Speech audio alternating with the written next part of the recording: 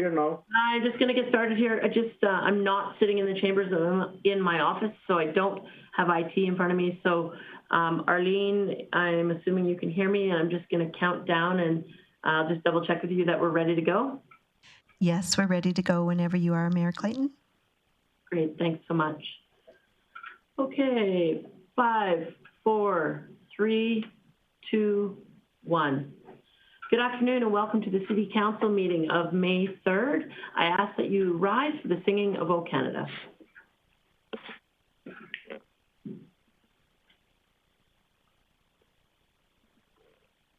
O Canada, our home and native land, true patriot love in all of us command. With glowing hearts we see thee rise, the true north strong and free. From far and wide, O Canada, we stand on guard for thee. God keep our land, glorious and free. O Canada, we stand on guard for thee. O Canada, we stand on guard for thee.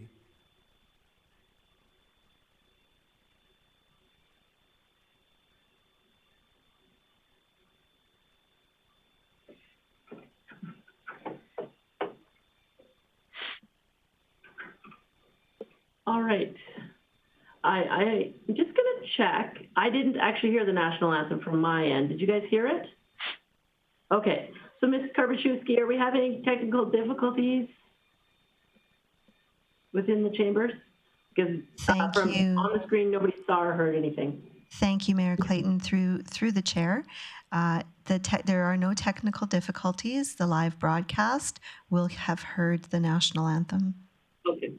Okay, perfect. Thank you for that.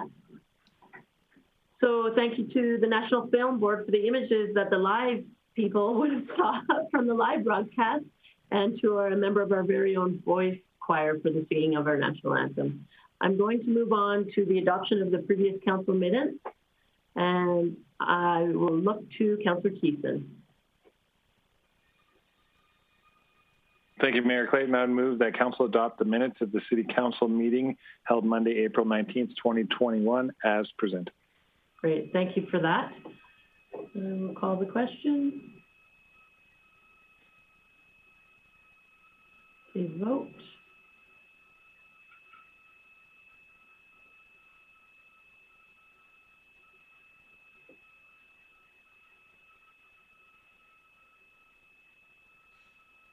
Councillor Minhas, how do you vote? Councillor Minhas, you're muted. Councillor Palat, how do you vote? In favor. Thank you.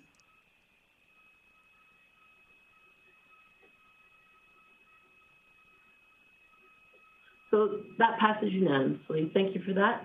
Moving on next to the adoption of the agenda. Councillor Minhas. They adopt the agenda as presented. Thank you for that. Seeing no comments or questions, I'll call the question. Please vote.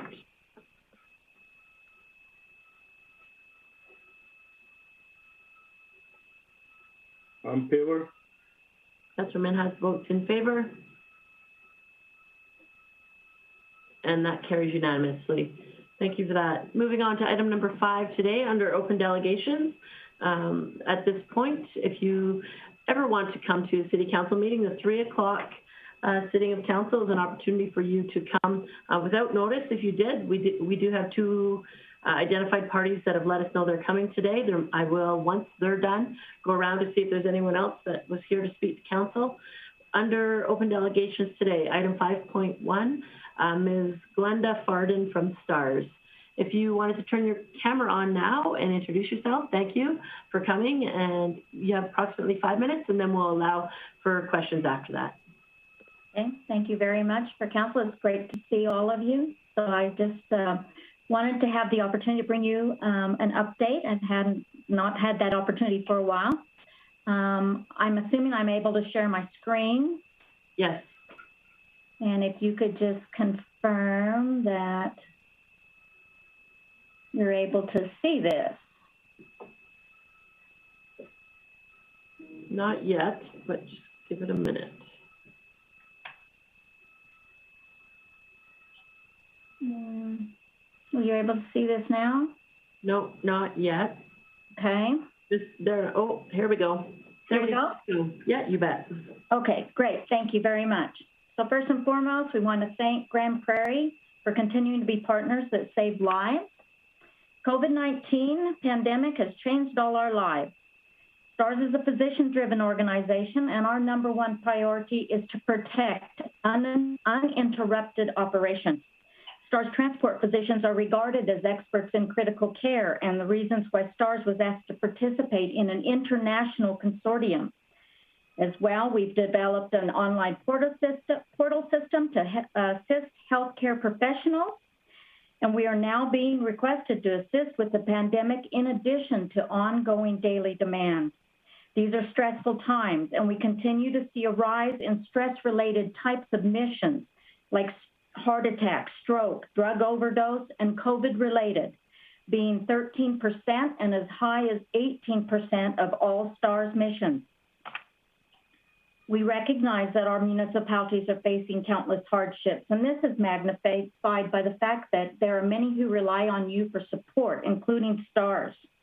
Like all organizations, the pandemic has negatively impacted our revenues in all funding streams.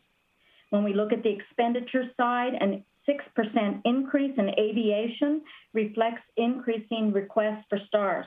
Administration costs show a 3% decrease, but we too suffered the heartache of having to downsize staff members across all 6 spaces. The pandemic environment has enforced us to think outside the box and be proactive and instill positive actions that would support our mission. The STARS lottery is the single largest funding source for STARS, so we moved forward with the 2021 lottery and indebted to every Albertan as this year's lottery sold out, providing crucial operating funds needed. STARS site registration revenue has been considerably less, and not surprisingly, with the uncertainty of the energy sector. The calendar campaign has significantly decreased with the inability to travel and have a presence in communities. So we reached out to municipal partners, and the 2022 calendar will be available at many town offices across Alberta when it launches in July of this year. We pivoted to online events. With COVID-19 still looming around us, most of STAR's fundraising events have all been canceled for the unforeseeable future. And this represents an impactful revenue loss for Grande Prairie of $600,000. We're thankful for some new events without the Grande Prairie Petroleum Association Hangar Dance and several other major golf tournaments. These new safe events will help the Grande Prairie base with the Radiothon and an upcoming online Golf for STARS program and a new event, Growing for STARS, that works closely with area farmers. Many are not aware of the multifaceted work that happens to support Grande Prairie. The STARS Emergency Link Center provides a 24/7 safety network. STARS transport physicians provide the medical guidance on all calls, all critical calls, regardless of the method of transport by fixed-wing ground ambulance or STARS. And STARS transport physicians orchestrate the complex logistics and facilitate with receiving hospitals, especially for emergent time-sensitive requirements. Approximately 20% of Grande Prairie missions are critical transfers to tertiary care in Edmonton. Overall, in 2020, we've seen increasing missions across Alberta. We also assist with search and rescue, and now we have, in addition to motor vehicle collision, ATV accidents, massive trauma, medical and pregnancy complications, stress-related multi-casualty incidents, we are now adding COVID-19 into the mix. It's important that we recognize that we serve the entire northern region, and Grande Prairie residents have been flown by STARS from far-reaching areas. Several have contacted us to say that they were flown from STARS bases other than Grande Prairie. Emergencies do not always happen close to home. We all travel, commute for work and recreation. Your partnership with STARS safeguards that Grande Prairie residents have access to STARS here at home and across Western Canada.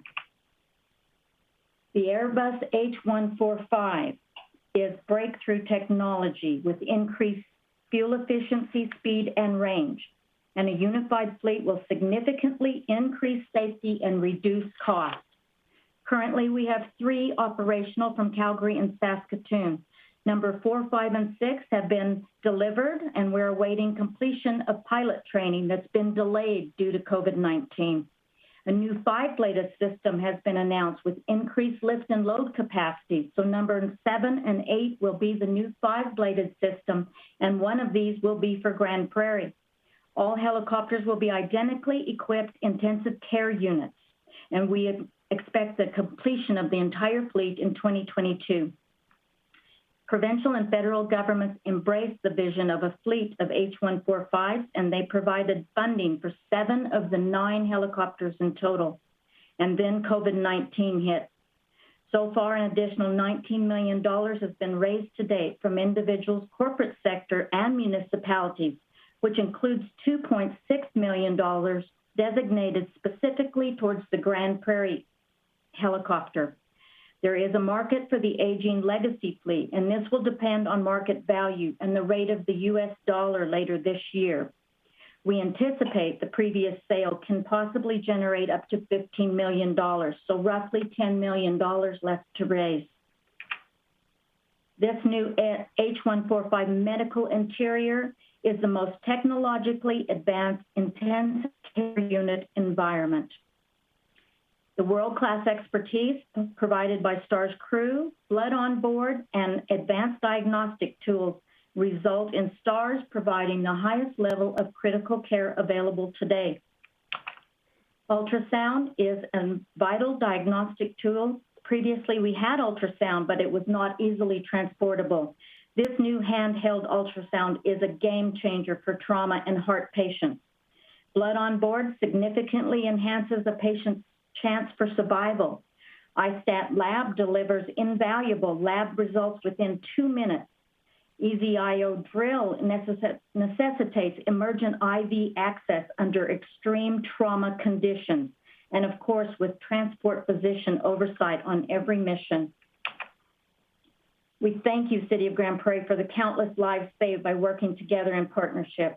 We're approaching 15 years of serving Grande Prairie residents, and we look forward to celebrating yet another monumental milestone with the City of Grande Prairie as you have surpassed $1 million in support. You will continue to fly with STARS on every mission, bringing hope and a chance at life. So please stay tuned for a logo unveiling event when it is safe to do so. Thank you for your leadership above and beyond. You initiated recognizing STARS as an essential service and included STARS Grande Prairie within your protective services budgets. This paved the way for many municipalities province-wide to follow your lead. They've adopted a standing motion for fixed operational support of STARS each year, and that has provided funding that we can count on. In 2019, STARS was added to community grant funding, which has resulted in a 30% reduction of funding for STARS Grande Prairie, with a further reduction this year as well. Our request is twofold, and this is included in our community grant submission. I kindly ask you to recognize STARS as an essential service, that these are the people who we work alongside every day. The STARS Grande Prairie base is fortunate to be a part of the provincial-wide STARS that supports the health and safety network across Alberta, and this safeguards our base here in Grande Prairie. We kindly request $50,000 per year for GP base operations, a support amount that was provided annually since 2008 and has directly supported over 4,200 missions flown to date from our local base. As we look to the future, we kindly appreciate your council's consideration of a generational investment in the H-145 helicopter that will serve Grande Prairie residents and ensure the highest level of emergency critical care for decades to come.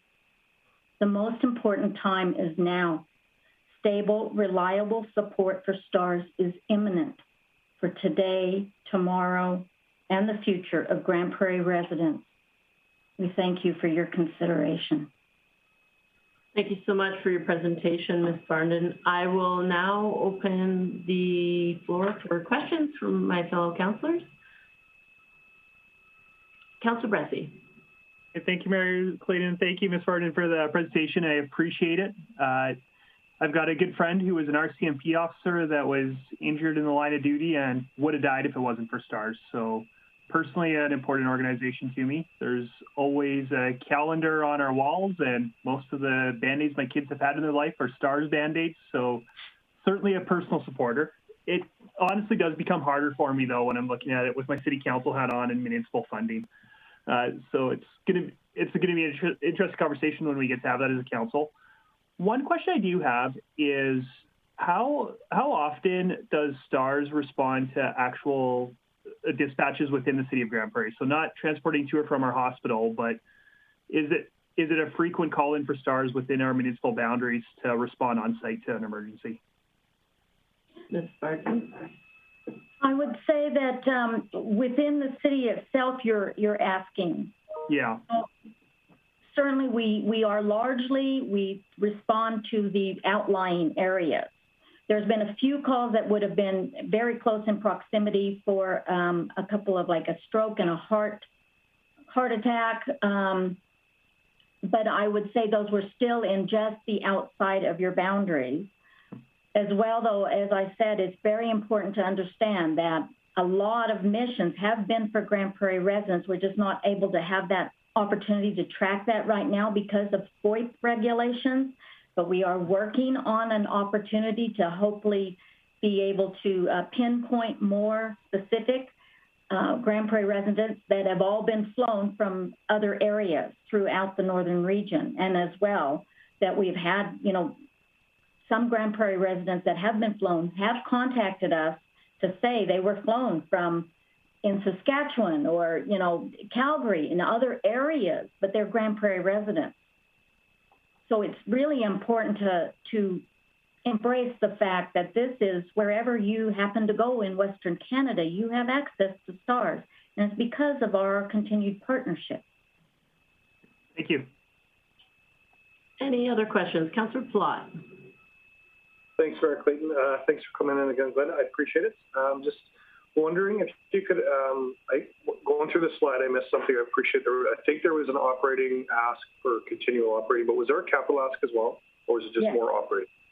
No, it is twofold. There is an operational request, hoping that we can have the same funding that we had for the first 11 years with you, because that really provides sustainability that our base needs, as well as a capital request to specifically help fund the helicopter for Grande Prairie, which we expect late fall this year. And they're currently in area municipalities that have supported, we're at about $1.7 million specifically from municipalities. This will be a fun one if we get to debate, because I think there's a lot of value in having STARS in the community. I even think about my two daughters being able to go on a field trip someday and something goes wrong, and suddenly there's STARS is able to be there. And people, we have this great outdoor community that a lot of people love. So I think this is a great cause. So thanks for bringing this attention, and it'll be a fun chat at some point in the future, probably. Thank you very much. Councillor Thiessen. Thank you, Mayor Clayton, and thank you very much, Ms. Farndon, for coming in and seeing us again. It's always a pleasure. Yeah, and I'm really supportive of STARS too. Kind of to echo Councillor Platt, I look forward to the discussion. I know 2019, 2020 didn't go as expected, but I figured you'd be back soon enough. And it's a great service for the region, and I think. As we've been discussing a lot of intermunicipal collaboration framework stuff, STARS is always one of those regional services that's in the back of my head that plays a big role, but maybe doesn't get their horns tooted quite as much as to how they're helping everybody out. The reason I chimed in, though, is I'm a bit curious. Yesterday, I was outside and I saw a bunch of STARS helicopters flying around, and there was a black helicopter flying around too. And it seemed all at the same time. There's like 3, and you could see them all in the sky at different times. Is there anything going on that maybe it's like a training exercise or something? I was curious, and then I knew you were coming in today, so I figured I'd ask. Yes, unfortunately, there was a multi-casualty incident yesterday. So a private helicopter was hired, as well as we responded 2 helicopters as well for 5 different patients.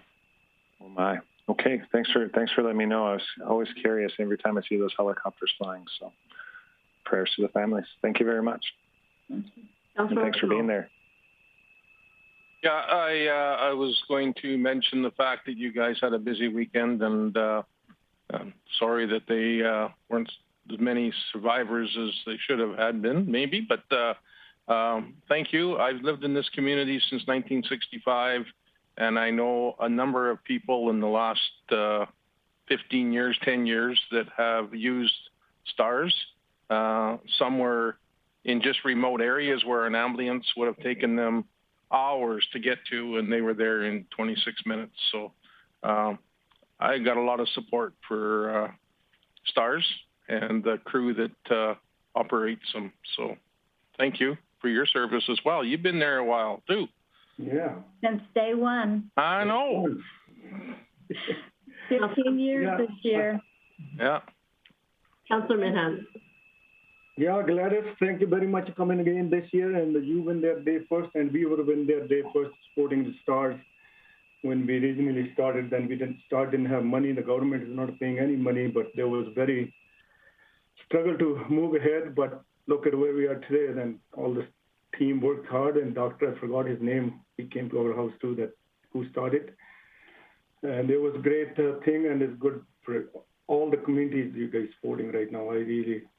I'm 100% with it. So thanks. Thank you as well. I think it's important we remember the partnership, especially now in these very challenging times. Like, we are being asked to go and help with the pandemic for many areas, including all the ongoing daily demands. So with less support. So it's really critical now that we've got to have stable funding. Yeah, I know the struggle time was at that time. Yeah. Perfect. Thank you for that. I don't see any further questions. So you're probably familiar, but our delegation business gets handled at the end of our meeting. You're more than welcome to stay on, and if you'd like to leave, I know administration will follow up with you. I ask that if you do stay on, if you could just turn off your camera, and like I said, it'll be done at the end of this portion of the meeting. Thank you so much, Mayor Clayton. Appreciate your time for everyone. It's so good to see all of you. Thank you so much. All right, moving on to delegations, item 5.2, Mr. Gilbert Francois. Mr. Francois, rather, if you're with us, if you could please turn on your camera.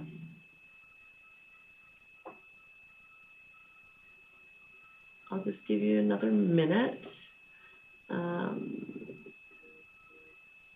Just looking for Mr. Francois. And if you're with us, Mr. Francois, your mic is muted. I don't see your name listed when I go through the participants. I'll just check with the clerk. Ms. Karpaszewski, did we hear from Mr. Francois that he would not be able to attend this evening? Thank you, Mayor Clayton. Mr. Francois was on the call at the beginning of the meeting and has subsequently left. I have no information. Okay. Thank you for that. All right, I'll give it another minute here and then move along. Seeing no one else joining us, I'll move on to reports. Item 6.1, bylaw C143A, an amendment, 1430A, an amendment to the downtown phase 4 financing. I'm just opening it, sorry. There we go. In regards to the downtown, my eScribe is not working great. Sorry, my apologies. I will introduce Ms. Whiteway, please. Thank you, Mayor Clayton. So I'm here this afternoon to recommend that Council give first reading to bylaw C1430A as presented. So I will remind Council that third and final reading to bylaw C1430 has already been completed. However, administration has been approached in the meantime from financial institutions, and upon that has realized that the bylaw as it was written was restricting us from looking at further options for borrowing rather than just going with our typical ACFA approach. So by making the 4 amendments as outlined in the report, this should allow us the flexibility to just look at other borrowing options for the downtown project. Thank you. Perfect. Thank you for that introduction. All right. So as mentioned, it's an amendment to the borrowing for phase 4, the borrowing bylaw for phase 4. And so I will provide an opportunity right now for questions for administration before we move into the readings of the bylaw. And I see none. So I'll be looking for a motion for first reading. Councillor Minhas. I'll move the motion, the council give the first reading to bylaw C-1430A, being amended to downtown phase 4 borrowing bylaw. Perfect. Thank you for that. There's no debate on first reading, so I will call the question.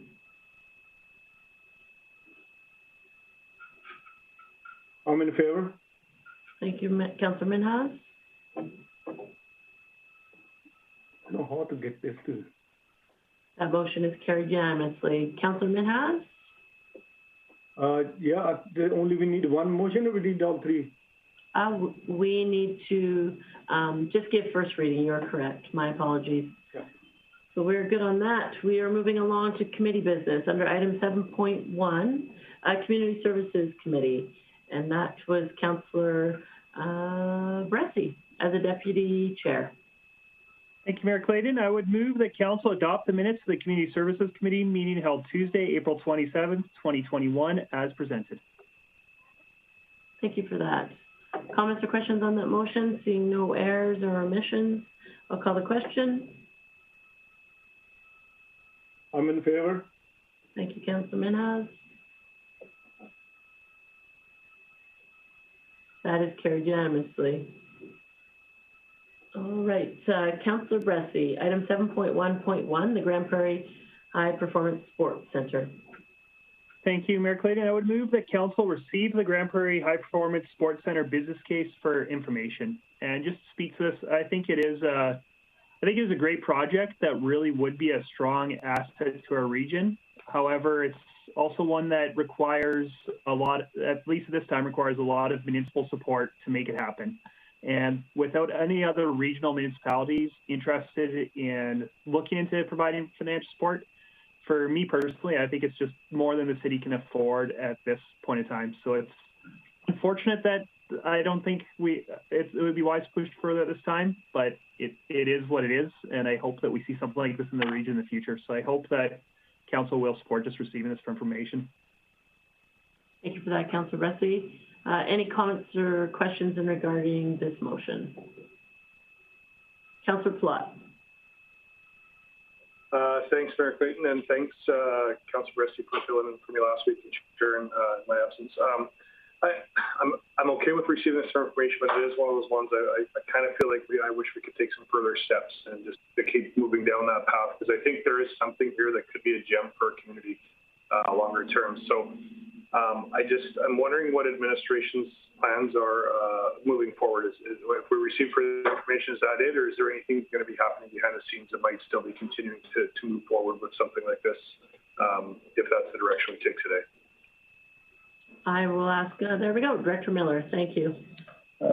Thanks, Mayor Clayton. So administration has had discussions internally. We've looked at what options, well, I guess just to back up a step here, we really do appreciate the presentation or the details that were provided by the group. I think it's a great idea. It's made us think what we could do internally if council decides not to participate in the high performance center option. So today we actually have Angela Redding and Stephanie are both with us. What we could offer down at CKC, and we have a wonderful facility down there. We have so many different amenities. So we think internally we could build on the idea that was presented to committee, to council, and use our internal amenities to look if we can offer such a program as was presented. And we'd even invite Mr. Pomeroy and Mr. Johnson to lend their expertise and to work with us if they were so inclined.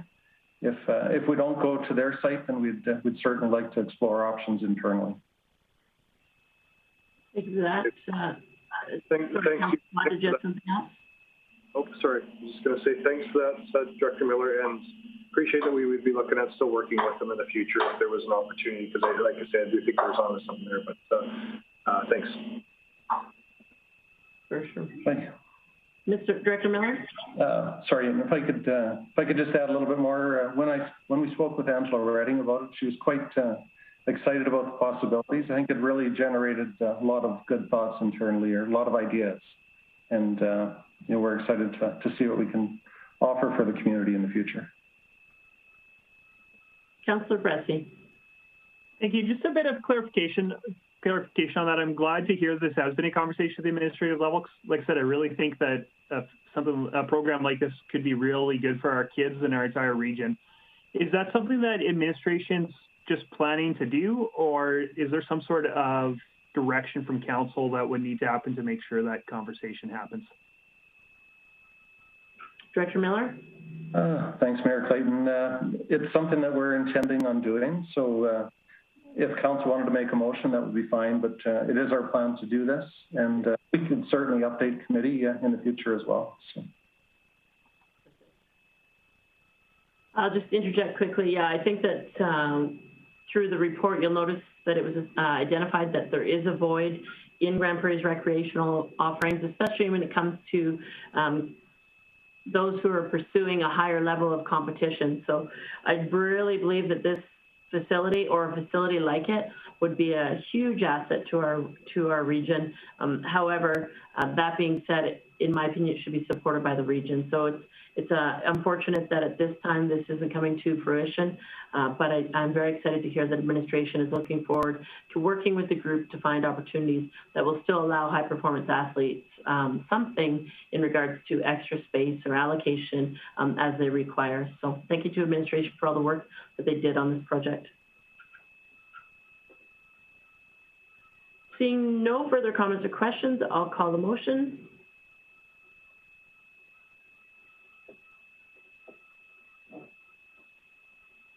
Sorry, Councillor Minhas. I'm in favor. Thank you.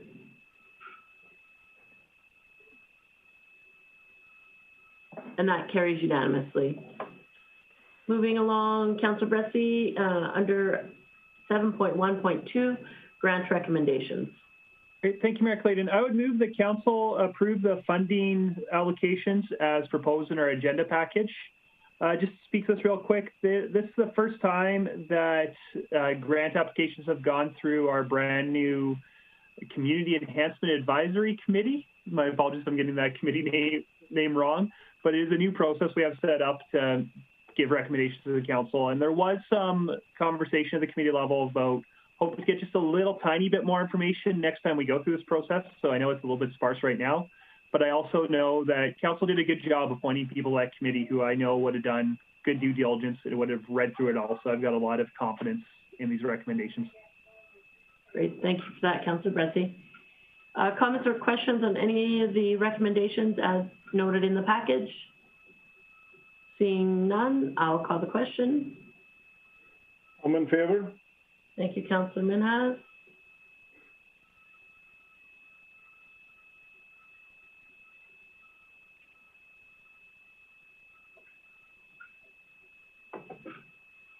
And that carries unanimously.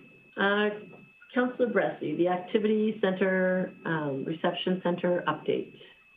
Thank you. I move that Council approve the opening of the Activity and Reception Center as a city-operated facility until 2024. And just to speak to this as it opens, we need an operating model. And the recommendation from administration, there was some talk early on when we were building it of, would this be a good facility for a nonprofit or some other entity to operate? And that might be the wisest way to do this in the future, but administration just felt as it's getting up and running, and also as a lot of our nonprofits really are struggling with these unprecedented times, it makes sense to start for the first year or two as a city-operated facility, and then as it opens up, have conversations about what future governance and operation of this facility might look like.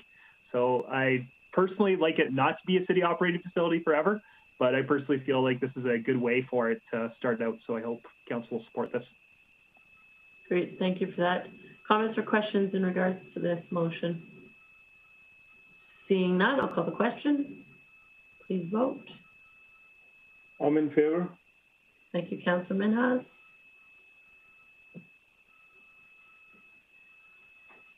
That carries unanimously. Any other highlights from the meeting, Councillor Bressie? Well, before I get to highlights, just one other thing with the Activity Reception Center is the committee didn't give me a motion to make, but it did say that it wanted to have a conversation about the mezzanine area of this. In terms of, we did set aside $400,000 into the future expenditure reserve to fund additional work in here, which could go towards creating some program space in the second story. But we needed some more information from administration, we felt, at the committee level before we made a decision. So there is no recommendation to council, but committee was hoping to have that conversation today. And my understanding is administration is ready to provide a bit more information for us if we want to have this conversation. Thank you for that. I will open the floor to council for questions for administration in regards to the second floor mezzanine. I'm not sure if it's Director Miller that will take those questions or Ms. Cajulet. Thank you, Mayor Clayton. Through the chair, I'm available for questions. Okay. So seeing no questions, Councillor O'Toole. I was just curious with the possible square footage of the proposed second floor, with meeting rooms possibly and offices, approximately how many people, I know this is probably a little bit too close to, because I don't think the information is there, but in your own mind, what would you think the amount of people that could be housed in offices and or in meeting rooms be there? Would it be looking at probably 30 people or 35? Ms. Cajulet? Thank you, Madam Chair. So the capacity of the building would be approximately 300 people. The meeting room that is scheduled to be on the main floor would probably sit between 12 and 15. And then office space, if the second floor development proceeds, there would be an opportunity for 3 offices on that level. So depending on the availability of that space, they could be shared offices, but yeah, certainly nothing in a meeting form, formal meeting form that would accommodate 30 people. However, there is lots. The second floor, if there is a large open space, that certainly could be set up for something if provincial health regulations allow at the time. Oh, I appreciate that. I kind of probably shouldn't have asked that question here, but I thought you might have some information when you were discussing what was going up there. So thank you very much for that answer. Other comments or questions Seeing none, I just had one for Ms. Cajolet. Ms. Cajolet, can you tell me, was there an identified increase of cost if this second floor was done after the building was built out to fruition? Is there any cost savings by doing it now during the build? Thank you, Mayor Clayton. There was no additional cost anticipated in doing renovations or development of the second floor at a later time. Great, thank you for that. Any further comments or questions? So this was just an opportunity for council to ask questions in regards to this. So thank you to Ms. Cajolet. I see no one else. And then, Director Miller. Thanks, Mayor Clayton. So what we would appreciate it is, we know the money has been identified for the Activity Reception Center, so we're hoping that the council would give us direction if you want us to proceed now or delay the work on the second floor, so if that's possible. Okay. So administration is requesting that we have an actual motion in regards to this expenditure. Councillor Plott. Thanks, Mayor Clayton. Just one other question before I look at making a motion. What's the square footage that we'd be looking at adding on the second floor then? Through the chair, the square footage of the second floor ancillary space would be approximately 50 by 80. 50 by 80? 50 by 84,000. Okay. I guess for me, I love the idea of building out quite a bit of the floor. I'm just not sure if we need that much, but that's where I'm kind of torn on it. And so I like the idea of having some second floor office space and more potential for storage and those kind of things.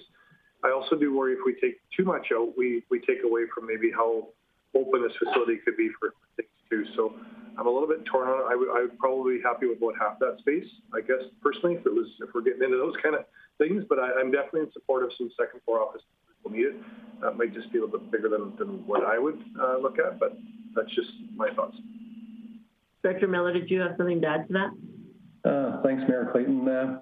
So we did have a bit of a planned layout for the second floor, and I believe Councillor Platt wasn't present when Ms. Cajolet presented it at committee. So perhaps if she could remind committee or council as to what it would look like, and it's not all developed. There is a fairly large open space that could be developed further in the future.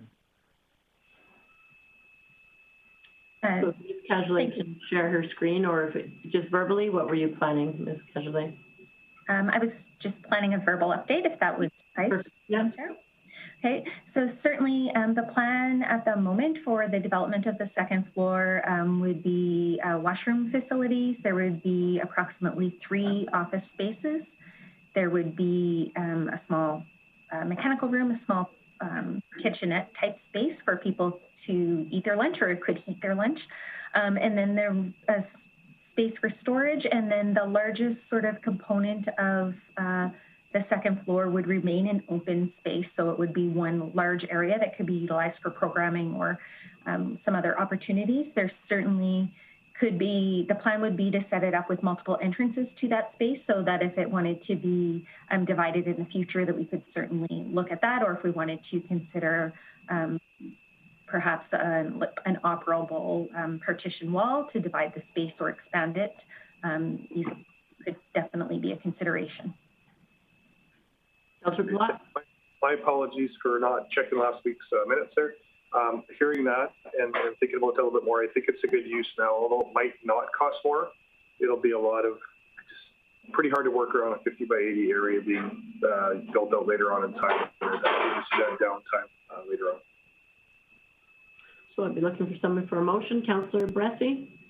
Yeah, thank you. That was actually going to be my question that Councillor Plott alluded to. Has there been any consideration put? I just don't understand what the layout of the building is or what the access to the space might look like. If we did decide to develop this area 2 years from now when the center is fully operational, would we have to shut down the rest of the program space to build it, or would it be constructible while the facility was running?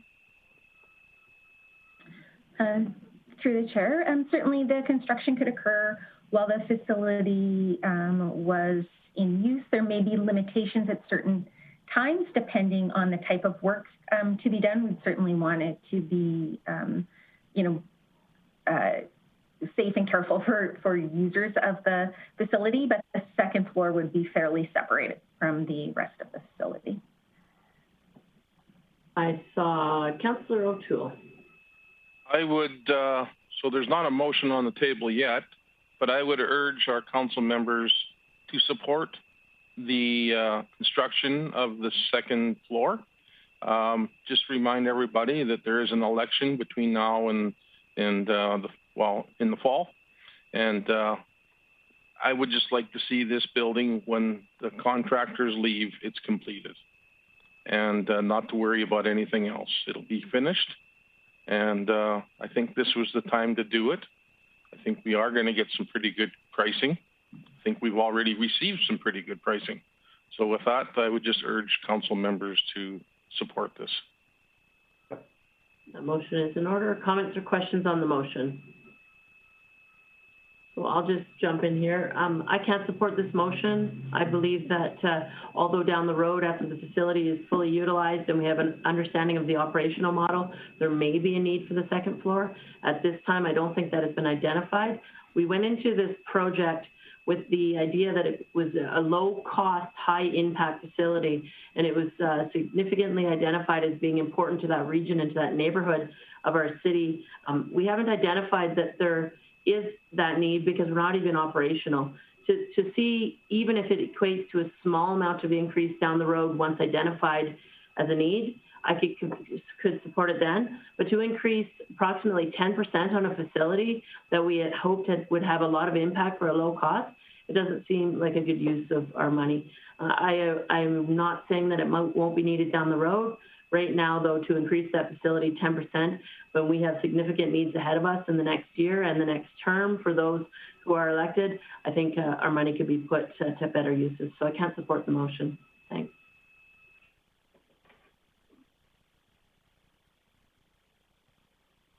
Sorry, I muted myself. I saw Councillor Thiessen and then Councillor Bressie. Sorry, my stand's broke, so I'm using things to prop it up.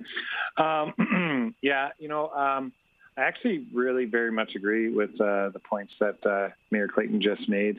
But in knowing the way construction costs go sometimes and wanting to have a usable space for the near and distant future, and to be able to rightfully turn it over to a user group by 2024, if we're able to do that, for running the space, so our administration doesn't have to absorb more costs.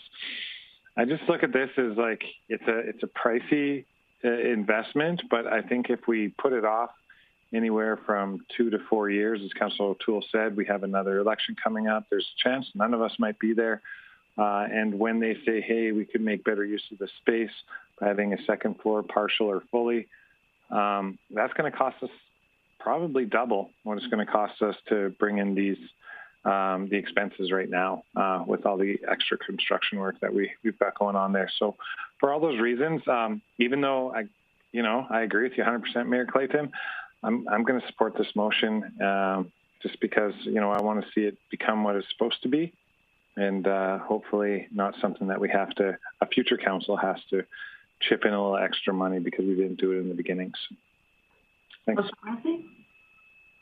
Yeah, thank you. I'm struggling with this one, but I think I'm a no. And for me, it's because we don't know what this facility is going to be used for yet. I really think the space should be developed eventually. I really like that we've set aside money to do that. And if we don't approve construction this time, I'll advocate that we actually keep that money set aside in the future expenditures reserve with the intent to spend in the next couple of years, because I think it's an important space. But we just don't know what this building is going to be used for. And maybe we're 2 years into it and we realize, hey, there's a great youth organization that wants to run programs out of the center, but they need more than 3 offices. Or maybe we realize there isn't anybody that needs that office space, but we really need a much bigger program space. Or maybe we realize we need a lot more storage in this building than we ever thought. I don't know. None of us know what the future of this building looks like. So since we've heard that it's not going to be significant disruption or significant cost increases to build this a couple of years, I think it makes sense to move into the building, figure out who's going to be operating after 2024, figure out what their needs are, figure out what the community's needs are, and do it then. So let's keep money set aside for this. It should happen in the next couple of years, but I think it makes sense to hold off on it for now. Thanks, Councillor Bressie. Any other comments or questions? Okay, Councillor Plott. Just a question for administration, I guess, on Councillor Bressie's thought there. If this wasn't approved, would we have to have a discussion about where the funding went? I'm just curious on that. I'll look to Director Burke for that. I wouldn't suggest we need to have that today. There'll be some other opportunities here to do some capital check-in. So I think really what Director Miller needs today is just the decision on whether to proceed or not, and we'll make sure that this circles back to council at a time when we can look at a more comprehensive picture of funding. Thank you for that. Did you have something further, Councillor Plott? Okay, I'll just, one last sort of attempt here. I just remind council that, as Councillor Bressie identified, we don't know the uses of this facility yet. We don't know what space looks like in gatherings in the future. Coming out of COVID, it could be a long time before we need large gathering spaces. With no increase on the cost of this in the future, down the road, and also with minimal impact to the operation, I don't know why we wouldn't put this money away to wait, see how the facility is utilized. Seeing no one else, Councillor O'Toole to close. Yes, when it first came to council or committee, it was suggested that we would have offices in there and meeting rooms. There's a lot of nonprofits that don't have space, and we could charge that out, use it space. I don't know how that would work. That's administration. But that was one of the selling features. It's also a reception area. So when the need to have extra space, if it ever happens again in the near future, we've got that right now, or we would have it right away, and not having to bring in trailers and stuff like that.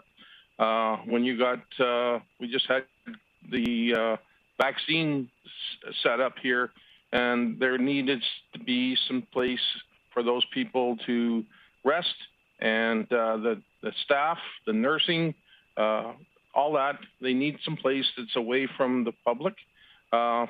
We also might need a daycare there, and that open space might be someplace that'd be an open space in the next little while. So once again, I really am convinced that this is the time to build it.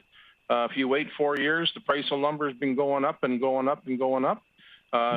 It's easy to guess, and I would really like it if the price of lumber went down. But from what I'm hearing, it's not going to go down in the near future. So please, I could use your support. Thank you for that. Call the question. Thank you for that close. I'll call the question. Please vote. In favor, Jackie. Thank you.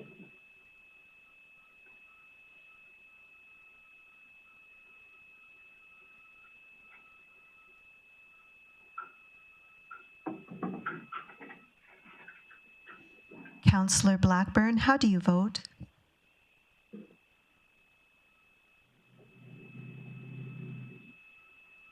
In favor. Sorry for the delay.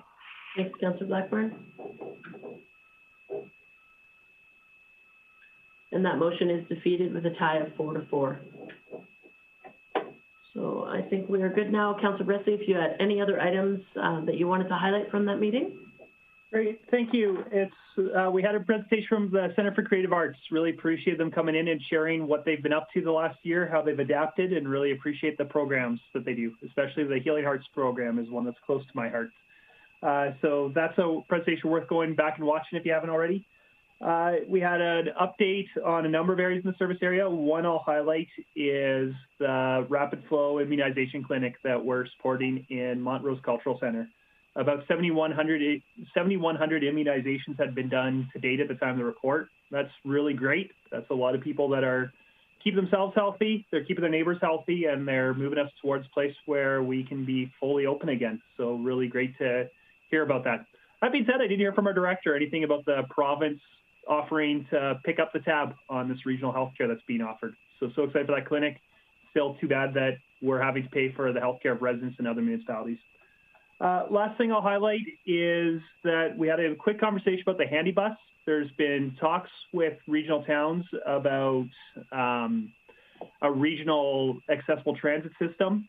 That got dropped earlier in the year. The town of Wembley, which was leading this, said they wanted to park that conversation.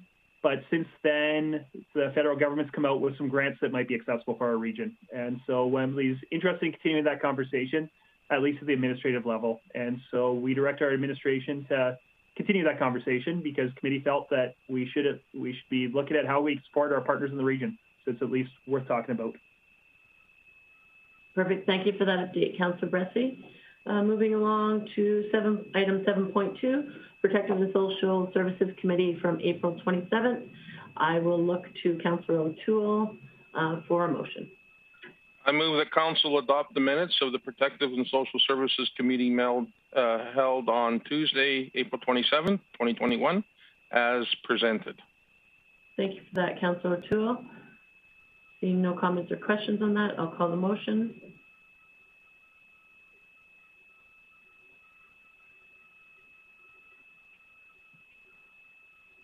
Councillor Minhas, how do you vote? In favor. Thank you. That is carried unanimously. Any highlights from your meeting, Councillor O'Toole? Yeah, I'll just report the Director Services Area report. Mr. Manuel, Director, brought up that the Community Social Development Youth Week is May 1st to 7th of this year. The Youth Advisory Council will be hosting two events. The first is a virtual screening, May 5th, of Connecting the Dots, which is a documentary that showcases youth breaking down barriers and around youth mental health. The screening will be followed by a panel of discussion in conjunction with Alberta Health Services. The second is a virtual Youth Engagement Awards on May 7th.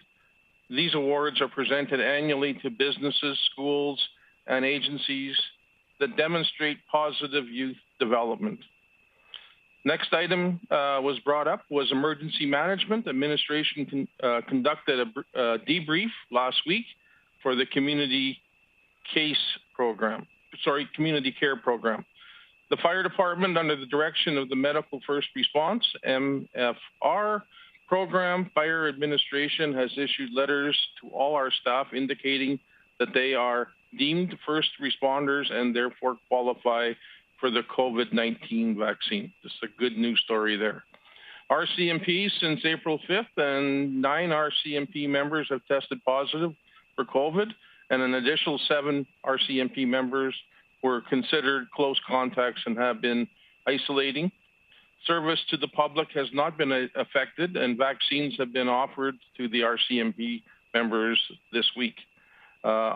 Other administration is currently involved in the overseeing development of a community-wide homeless initiative strategy, and an action plan will be coming forward to the committee in the next few weeks. And that is my report. Thank you very much. Perfect. Thank you for that. Seeing no questions or comments, we will move on to item 7.3, the Infrastructure and Economic Development Committee meeting from April 27th. Councillor Bressie. Great. Thank you, Mayor Clayton. I would move that Council adopt the minutes of the Infrastructure and Economic Development Committee meeting held Tuesday, April 27th, 2021, as presented. Thank you for that. I'll call the question. I'm in favor. Thank you, Councillor Minhas.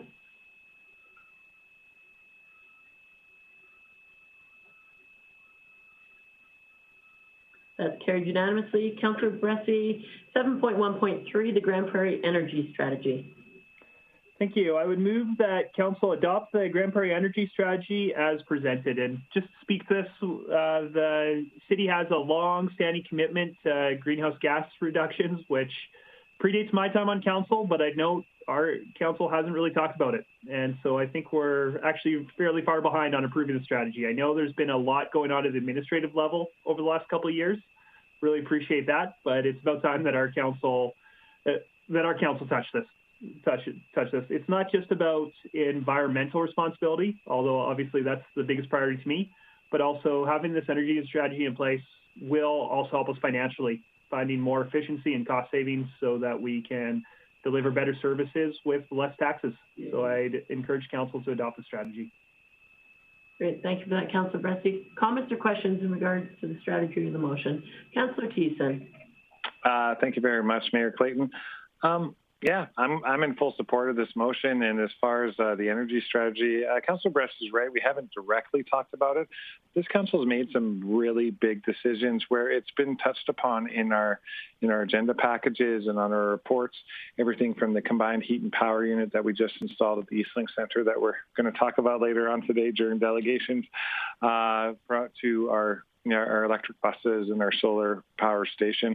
Those are just a couple examples of how this energy strategy and our greenhouse gas emissions target reductions that we signed on with FCM back in 2011 has all been implemented. And so even though we're not talking about the specific energy strategy, administration has done great work in keeping the spirit of this agreement alive and incorporating it into our everyday work life with the City of Grande Prairie. So for all those reasons, I'm in full support of it. And if Councillor Brescia wants to talk more about it, I'm game.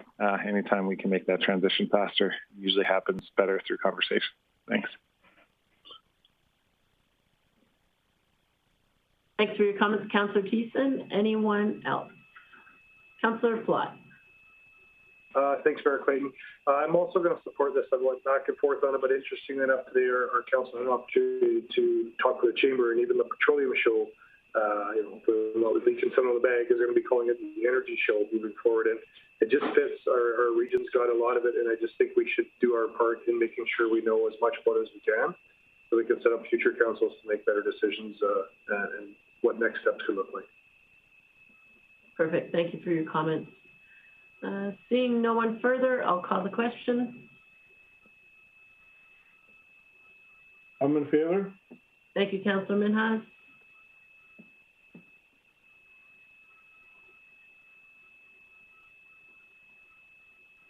And that carries unanimously. Moving on to 7.3.2, the revisions on Policy 113, Policy 215, and Policy 216. Councillor Bresci. Great, thank you, Mayor Clayton. I'll make them all as one unless somebody asks to split them out. And I'd move that Council approve the revisions to Policy 113, idle reduction, approve the revisions to Policy 215, environmental responsibility, and repeal Policy 216, environmental risk management. And where these are coming from is our new bylaw and policy review process, where we're making sure that we're touching policies regularly to make sure they're up to date and modernized. Most of the changes that will come about here really are just housekeeping amendments, tidying things up, making them easier to understand, aligning them with ways we call current departments. There is one notable change in the suite, and that is in terms of idle reduction. We'd be changing the maximum idle reduction from 1 minute or 3 minutes, depending on temperature, to 5 minutes. That being said, I think that is better aligned with just the way the real world works, and I think it's a sensible change. So I'd encourage council to support these, mostly housekeeping, with one minor thing of substance. Thank you for that, Councillor Bresci. Any comments or questions on these changes? Seeing none, I'll call the question. I'm in favor. Thank you, Councillor Minhas.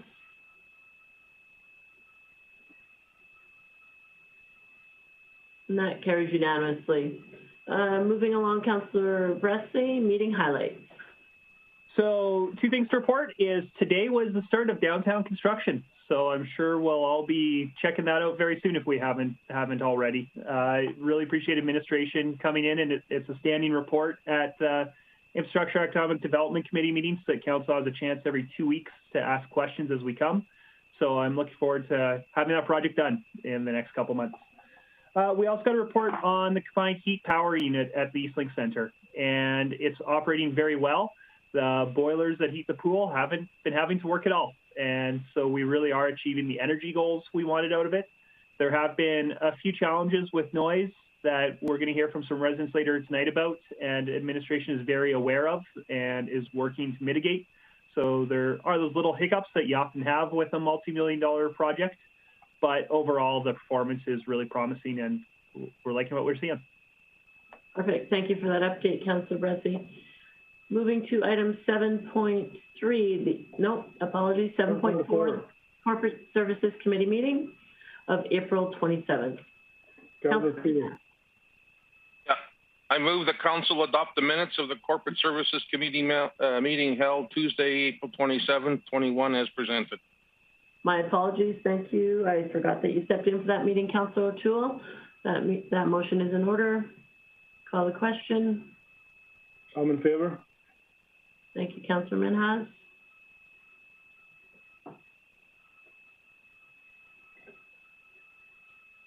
And that carries unanimously. Moving along to 7.4.1, Utility Bylaw 1365B, being an amendment to the Utilities Bylaw. Councillor O'Toole. Yes, I move that council give first reading to Bylaw C-1365B, being an amendment to the Utilities Bylaw. Thank you for that. Comments or questions in regards to this? Oh, sorry, not on the first reading. My apologies.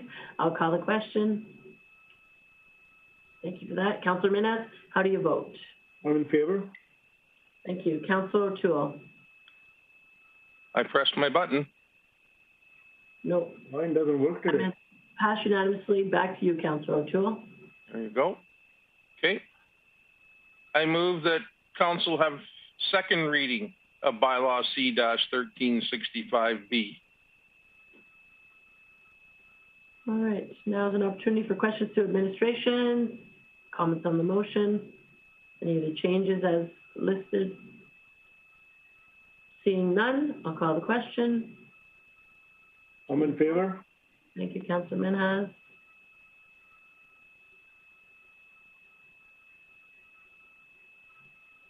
That too carries unanimously. Councillor O'Toole. I move that council have third reading of Bylaw C-1365B at this meeting.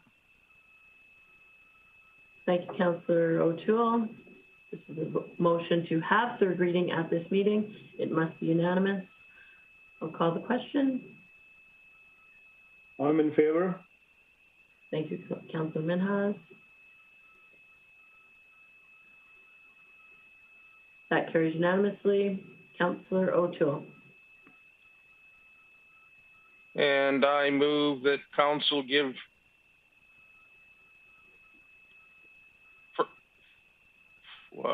here we go.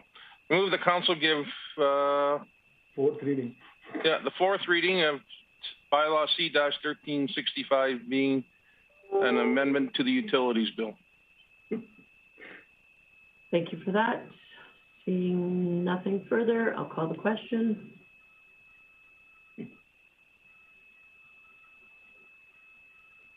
I'm in favor. Thank you. Votes in favor. And that is unanimous. Moving along, Councillor O'Toole, item 7.4.2, Bylaw C-1395F, being an amendment to the fees, rates, and charges bylaw. Yeah, I'm sorry about that last little bit of mix-up, but I'm suffering from fat fingers, and it changed the page on me. So I move the council give first reading to Bylaw C-1395F, being an amendment to the fees, rates, and charges bylaw. Thanks, Councillor O'Toole. There's no discussion or debate on first reading. I'm in favor. I'll call the question. I'm in favor. Councillor Minhas is in favor.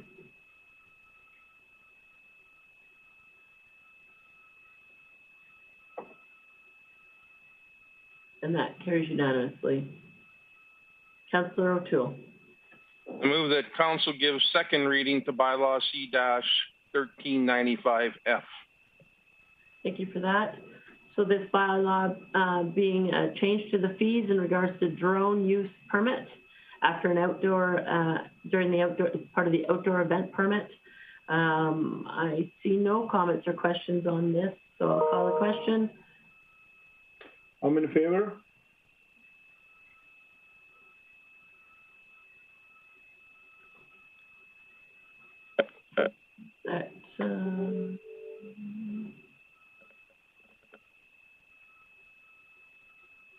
That carries unanimously. And Councillor Minhas, if I can just ask that you wait to tell us your vote until the people have a minute to input their vote. Thank you. I'm in favor. Councillor O'Toole. I move the council will have third reading of bylaw C 1395 at this meeting. Thank you for that. This is a motion to be able to have third reading here tonight. I'll call the question.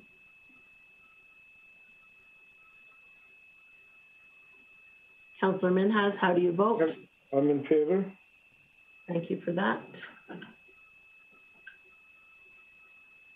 That passes unanimously. Councillor O'Toole. And I move the council give third reading to bylaw C-1395F, being an amendment to the fees, rates, and charges bylaw. Great, thank you for that. Seeing no further comments or questions, I'll call the question. Councillor Minhas, how do you vote? I'm in favor. Thank you. And that carries unanimously. Councillor O'Toole, any other additional meeting highlights? Well, I tried to open up my attachments, and it's not opening now. So, not sure why, but maybe...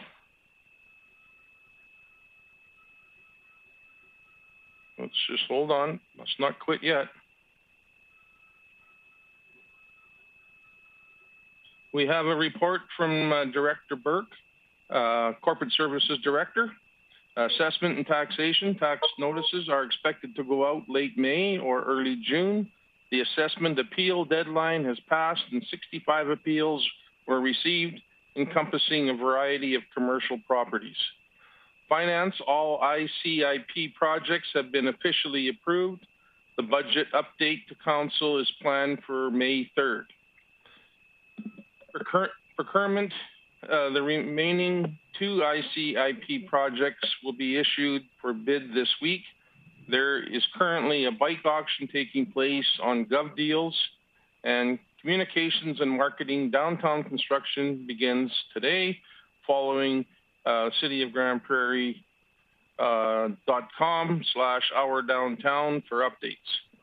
The Bike Skill Park Design Survey opened until May 4th and is located on the engagement platform engagecityofgp.com. The 2022 budget engagement will kick off later this week as the first phase of multi-phase engagement. Project page has been established on the city's engagement platform, consisting of a survey, idea space, question and answer section, and balancing act tool linked to our open budget data portal. And legislative services, a new elections bylaw will be presented in May for council's consideration. The new bylaw supports the changes to the Local Authorities Election Act, and the province is indicating that Senate election and possible referendum questions may be added to the municipal election. And specific details are not available as of yet. And that is my report. Thank you. Thank you, Councillor O'Toole.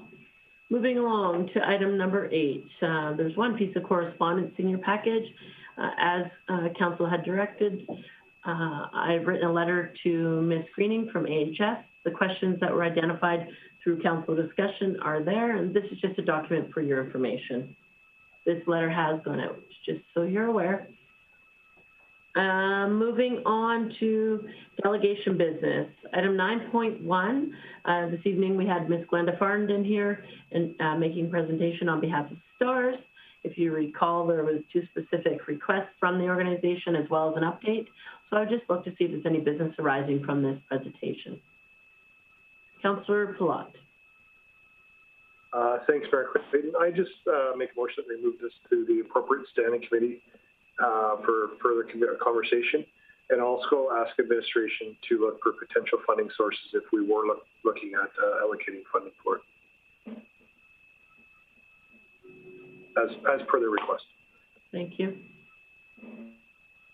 Any comments or questions on that motion? Councillor Friesen.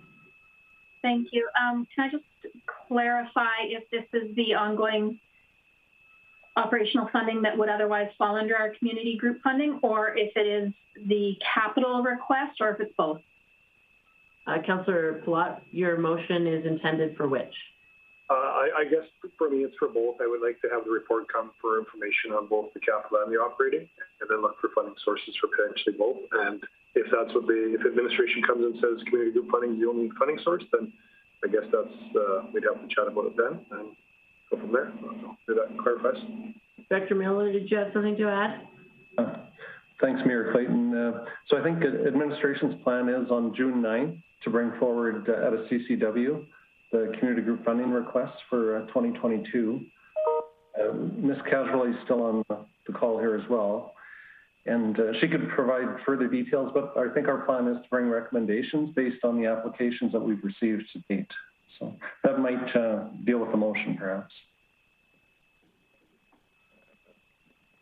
So your motion is still in order if you'd like, Councillor Plott, or as indicated at upcoming CCW, there will be a discussion on community group funding. No, if we've got, no, actually, I still would like to have a couple, because we still have to talk about the capital side of it. There was a capital request there as well. So I still do think, for me, I'd like to have it come to committee to have a discussion about that as well. So then is your motion still on both or just on the capital request? I think it could still be on both, and if that's what administration says is the funding source, then that's up for debate, I guess, at that point as well. So I'd still like to have the conversation of whether that's the potentially for me. I'd like to identify other funding sources if it isn't community group funding, and that it seems like that's a little bit. It could be at the same time as that report if that works for administration, but I do think that I'd like to have a conversation outside of just community group funding. Thank you for that, Councillor Thiessen. Thank you, Mayor Clayton. Just a question for administration in regards to the community group funding deadline. That one's coming up here pretty quick, isn't it? Don't our organizations have to have all their funding package submitted? I'm thinking by the end of this week. I could be wrong, but I just couldn't find it in the application. Ms. Casually. For the Chair, Madam Chair, thank you. Yes, the deadline for community group funding applications was Friday. That just passed. So we'll be using the next couple of weeks to review applications, work with community groups to ensure they've submitted the required information and work with them if they haven't. And then the plan would be to bring recommendations to CCW meeting on June 9th. Okay, now this is sort of a follow-up question from that. Thanks for that, Ms. Casually. I thought it was this Friday, maybe last Friday too. Are we allowed to know if an organization like STARS has already applied for that community group funding at this time? Ms. Casually. Thank you, Madam Chair. I can confirm that an application has been received from that organization. Okay, thank you. And just speaking to that, I'm in full support of Councillor Platt's motion. STARS is a great regional organization, and I think their original request was just to lop it into the protective and social services annual budget. I'm okay to look into that as well as community group funding, because this can go like this, as we know, when we have a bit of tighter years. But I'm looking forward to seeing this report come forward and the recommended funding sources and potentially community group funding source as the one that we might hit out of this. So thank you very much, Ms. Casually. I'll be voting in support of this. Thank you for that. Further comments or questions? Councillor Bressie. Thanks. I'm really struggling with this one, to tell you the truth, because it's one that's very close to my heart personally. As I said, I've got a friend whose life was saved by STARS. At the same time, it doesn't really provide services in our municipality other than supporting provincial health care. And when the province has dramatically cut municipal funding, I don't know if we can be supporting provincial health care. I know that it responds to our residents in emergency situations in other municipalities, and I really appreciate that it does that. At the same time, we spend a lot more money on a fire department than a lot of our rural neighbors do, and that fire department often helps their residents who are in a car accident or get in trouble within us. And when it comes to emergency services, I don't know if it makes sense if it's a huge priority for me to be funding something that's not in our municipal boundaries. As much as I personally want to, City Councilor Dillon, I don't know if it makes sense for me. And I definitely think it should get some funding. I'm not saying, hey, I want them to go to zero funding, But when I look at organizations within our community group funding, I think something like the Youth Emergency Shelter or St. Lawrence Center is actually probably a lot more critical to the operations of the city of Grande Prairie and what council is responsible for than STARS, which is hard for me personally to say, but it's just where I am. So I don't know if I support having a separate process for this outside of community group funding. I think we've got a process for groups to ask for operational capital, and I really look forward to having this. I'll support something for STARS in there, but I don't know if it hits the threshold for me to get different treatment than other community groups. Thank you. I'll come back to you in a second, Councillor Plott. Councillor Friesen. Thank you, Mayor Clayton. I think Councillor Bressie hit the nail on the head. Both points that I heard. First of all, the consideration of this funding is in the understanding that we have other municipal pressures, and this is it's awful that we have to think about what is in our direct and immediate responsibility to fund, and this is in addition to what our municipality must fund. I do want to support it, and I love to support it, but to consider it independently from all of the other considerations that are coming at us on June 22nd in that report, I think would be that doesn't sit well with me to have an independent conversation about this particular organization when there are numerous organizations that will be needing funding, and the consideration should be, as we often do, we have to think about what is more important with our strategic priorities and our immediate responsibilities as a municipality. And I will wait to do. I won't support this. I prefer to wait to consider them all at the same time on June 22nd, and to ask for additional work of administration for this, I think is a bit much as well. Thank you for those comments, Councillor Friesen. I just have a question before I go back to you, Councillor Plott. A question from Ms. Cajolet. On the CCW, where the community group funding discussion happens, is there somewhere in the questions or the application, does it provide a breakdown of regional support from other regional partners in regards to, so the organization comes forward, they fill out the application, does it request breakdowns showing what other regional municipal partners are providing to this organization?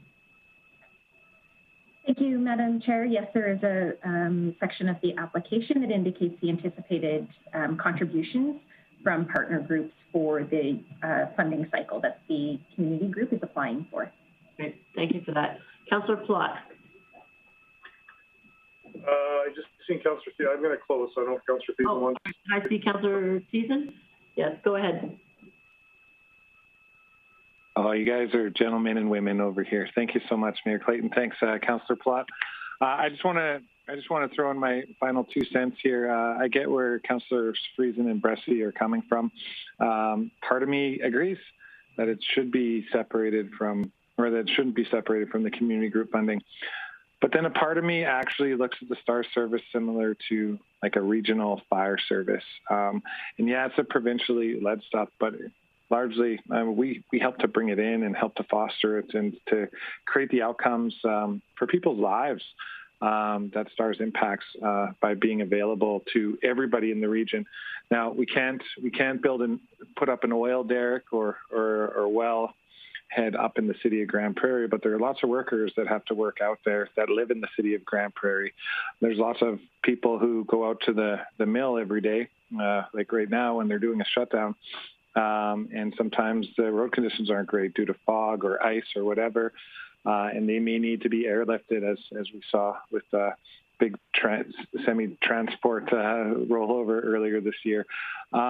STARS impacts the lives of Grande Prairie residents as much as they do the county residents, and they go where our fire department's boundaries don't take them unless they're called on a super emergency.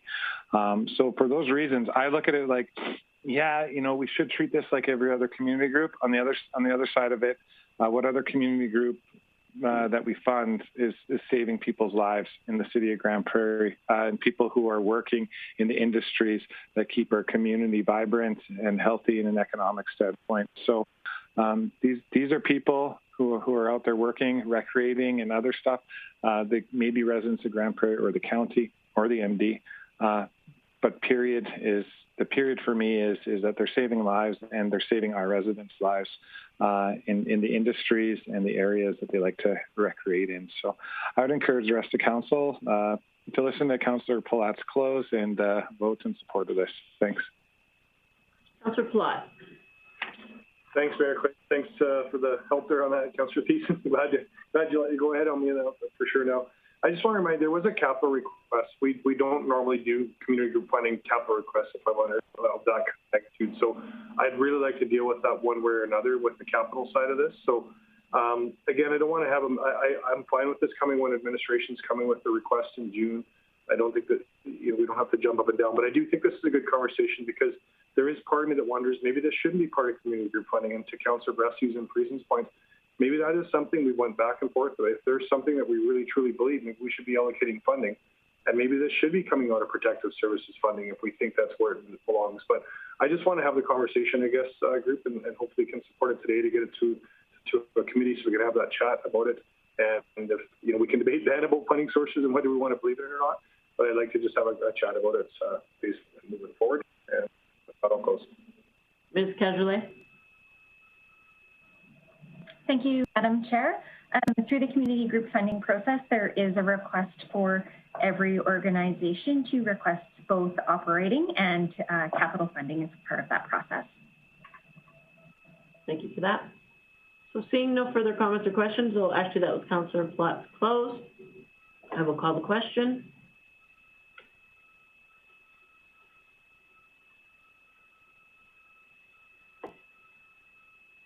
Councillor Minhouse, how do you vote?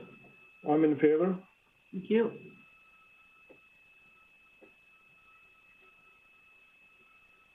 That is carried 6-2.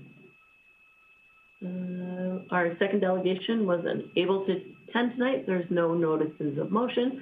So we are now in recess and we'll be back here for 6 o'clock. Just a reminder to council that we do have an additional meeting, in-camera meeting at 5 p.m. Thank you.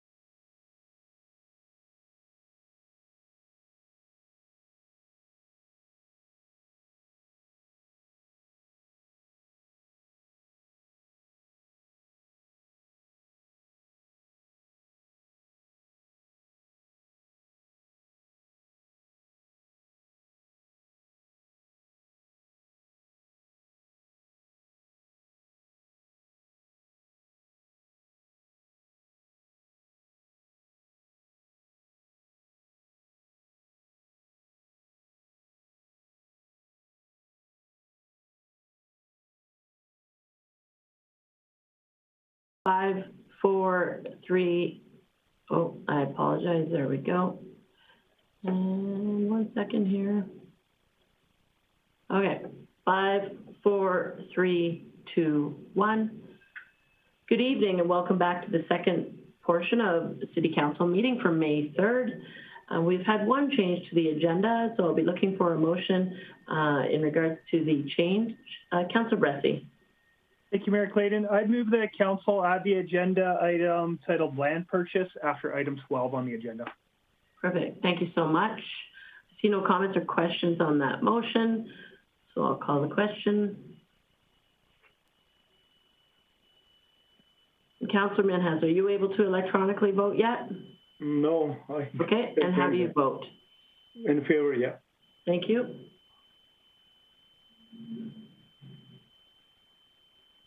I vote in favor as well. Thank you, Mr. Blackburn. And that is carried unanimously. Moving now under scheduled delegations, as mentioned in our earlier portion, you're more than welcome to come to speak to City Council at any time. If you want to attend the 3 p.m. session, you do not need to let us know ahead, although we appreciate it so we can prepare and have the right people in the room in case there's questions that Council aren't totally up to speed on. However, the 6 p.m. Delegation session, you do need to let us know ahead of time. There have been 3 different parties that have identified they'd like to speak tonight. First, I'm going to call Mr. Roger Dunford. Mr. Dunford, if you would turn on your camera and introduce yourself for those who are watching and a recording secretary, and then you'll have approximately 5 minutes. And following the 5 minutes, council will have an opportunity for questions. So welcome, and just please introduce yourself. Hello, my name is Roger Durnford. I live over at 10505 72 Ave, which is directly behind Eastling Center.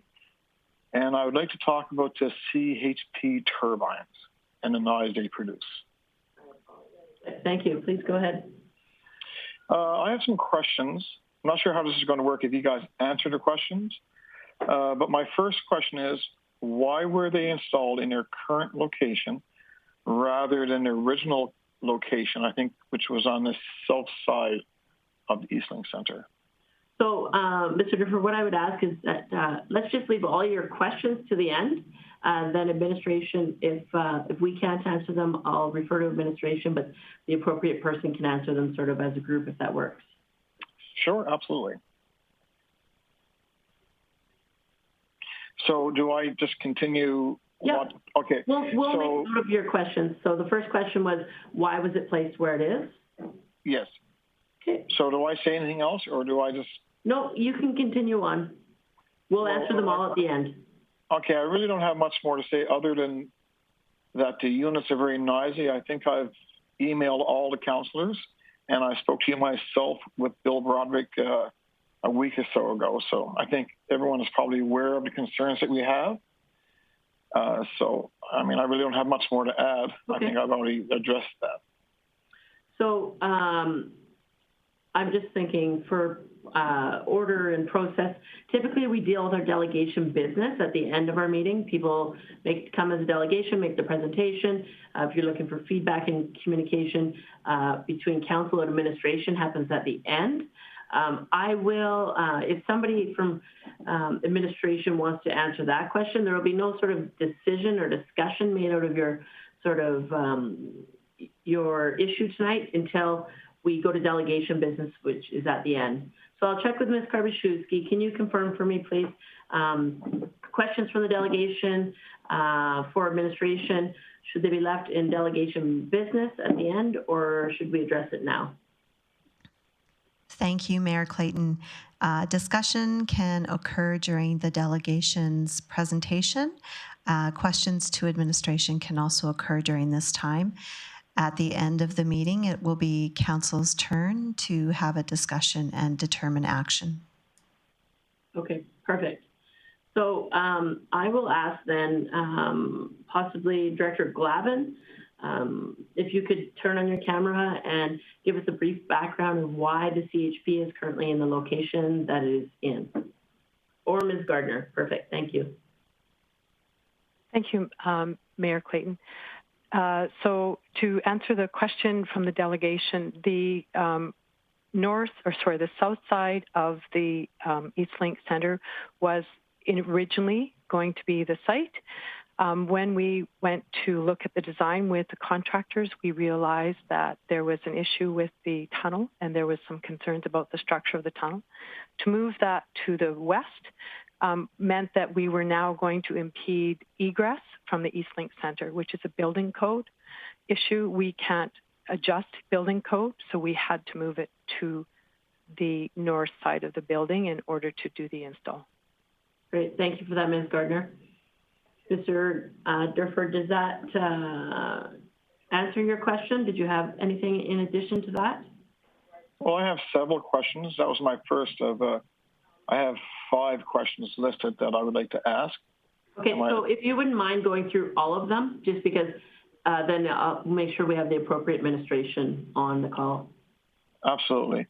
Okay, my next question was, why were we informed by pamphlet that these units would only make noise during startup and shutdown, but they make noise 24/7 continuously? Next question, why did the city spend $80,000 on a noise reduction for these units when they weren't supposed to make any noise? I find that very strange. And why, as apparently we have to put up with this noise for at least 5 weeks till blankets come in for the fence that may or may not work. That's a very contentious issue for us.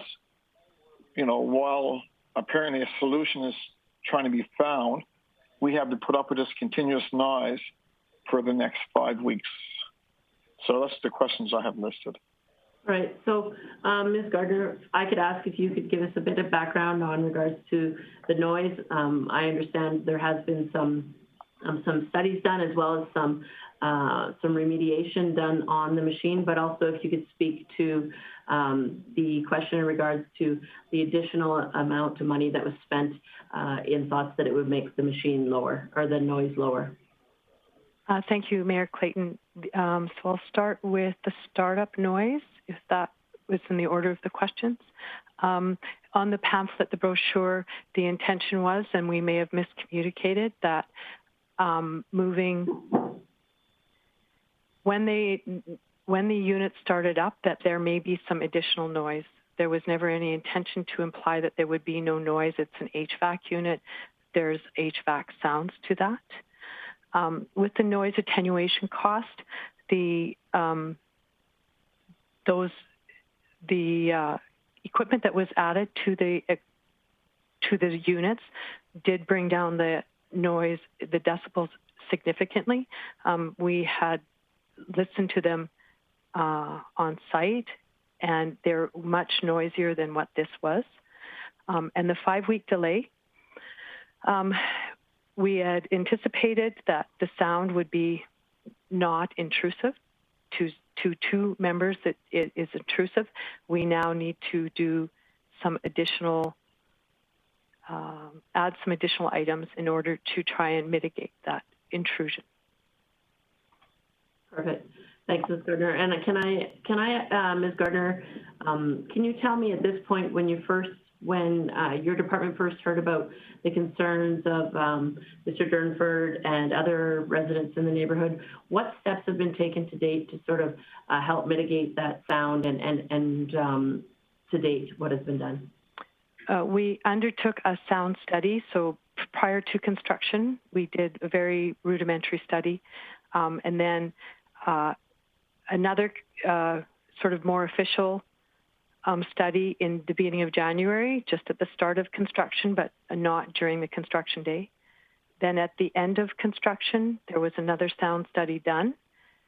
At the end of construction, so Easter week. And then after we received the initial concerns, we did a third study to understand what the decibel readings were.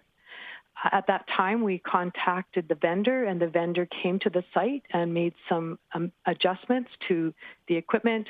They added some insulation to joints, and they tightened some bolts, so to speak.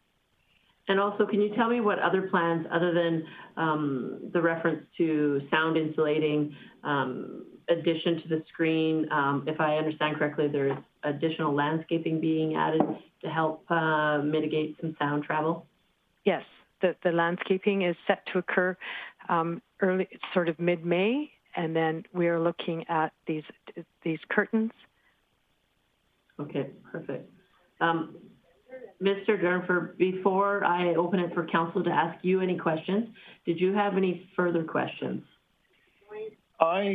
Maybe not necessarily a question, but I certainly have a statement. Mrs. Gardner had said that it reduced the noise significantly.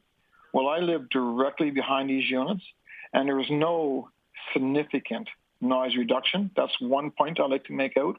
And also, where she just said, excuse me, when Ms. Gardner had just pointed out in the pamphlet that they made a mistake, I feel that if we had had the opportunity when this pamphlet was handed out, that if we knew that this unit was going to make this much noise, myself and my neighbors could have protested and perhaps had something done before the units were installed. We feel, or I should talk to myself, I feel that we were led blindly down this road.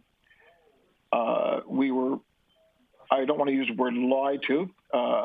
Apparently it was a mistake, but if we had known it was this loud, we could have protested and done something about this. Now that the units are in place, I don't expect the city to uninstall these. That's a little bit ridiculous, but I feel that we were led down the garden path where it was supposed to be no noise, and now it's very, very significant noise, and which has been unabated since these units were turned on. Thank you. Yeah, thank you, Mr. Durnford. I originally had attended your location on a very windy day, and it wasn't that loud. Following that, I did go on a non-windy day, and I appreciate your concern. It is, it is noisy, but now is an opportunity for any fellow councillors that may have questions for Mr. Durnford.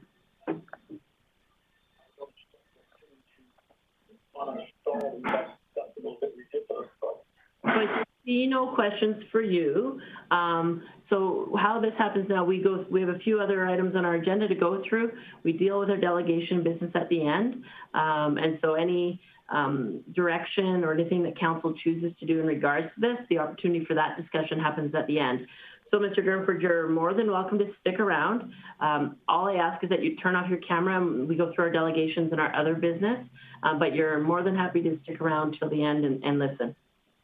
Thank you very much. I will turn off my video and mute. Thank you. Perfect. Thank you so much. Moving along to other scheduled delegations, item 12.2, Mr. Bill Broderick. So Mr. Broderick, I see your name there. If you could please turn your camera on. And similar to Mr. Durnford, you have approximately 5 minutes. Speak to council. We may ask you questions. And then, as mentioned, the delegation business happens at the end. Okay, I hope you can hear me. Yeah, and I forgot one thing. If you wouldn't mind just publicly introducing yourself so we have it. William Broderick. I live at 10509 72nd Avenue, Grande Prairie, Alberta. Great, thank you. My concerns, I've chatted with some of the councillors there. They've all come over who I've chatted with and had a list of these particular units. I worked in my backyard yesterday doing some deck repairs and had to put up with those units most of the afternoon. They make this huge dryer sound with a high-pitched sound too as well. I first brought this up to Michelle in December, actually, 2020. I called her first when I found out that these turbine units were going to be installed. I had concerns with them then, even before the construction even started. She assured me by reading what Roger had said, no noise was going to be made until these units start up. That was my concern because I'm quite familiar with some of those units and they are noisy. And I'd prefer if it wasn't in my backyard, to be quite honest with you. If it was up to me, I'd have them pulled out of there. Evidently, you're going to save $360,000 a year. It probably cost you a bit to move them, but moving forward, you would save money. And we wouldn't have to put up with it in the first place. I'm concerned about property value. Who's going to buy my house when you come and look at my beautiful floors I spent $15,000 on, come up on my beautiful deck, and have to listen to that? Nobody. who's going to reimburse me the money that I'm going to lose when my property value is going down?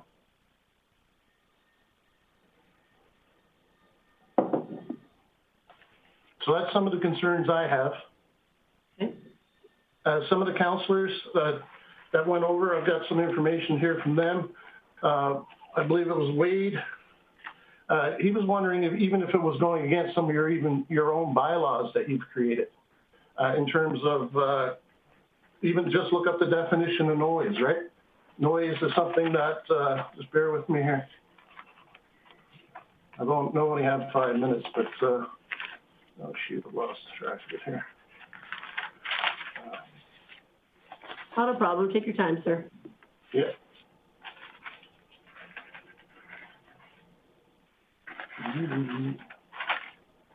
Like I say, I've got this house paid off next year. I've been living here for 20 years, and well, just about 20 years, and we didn't have to put up with this.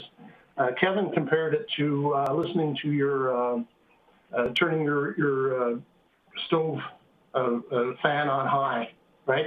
And it's so loud, and you're so happy when you turn it off. But the thing is, this runs 24/7. We can't turn it off, right?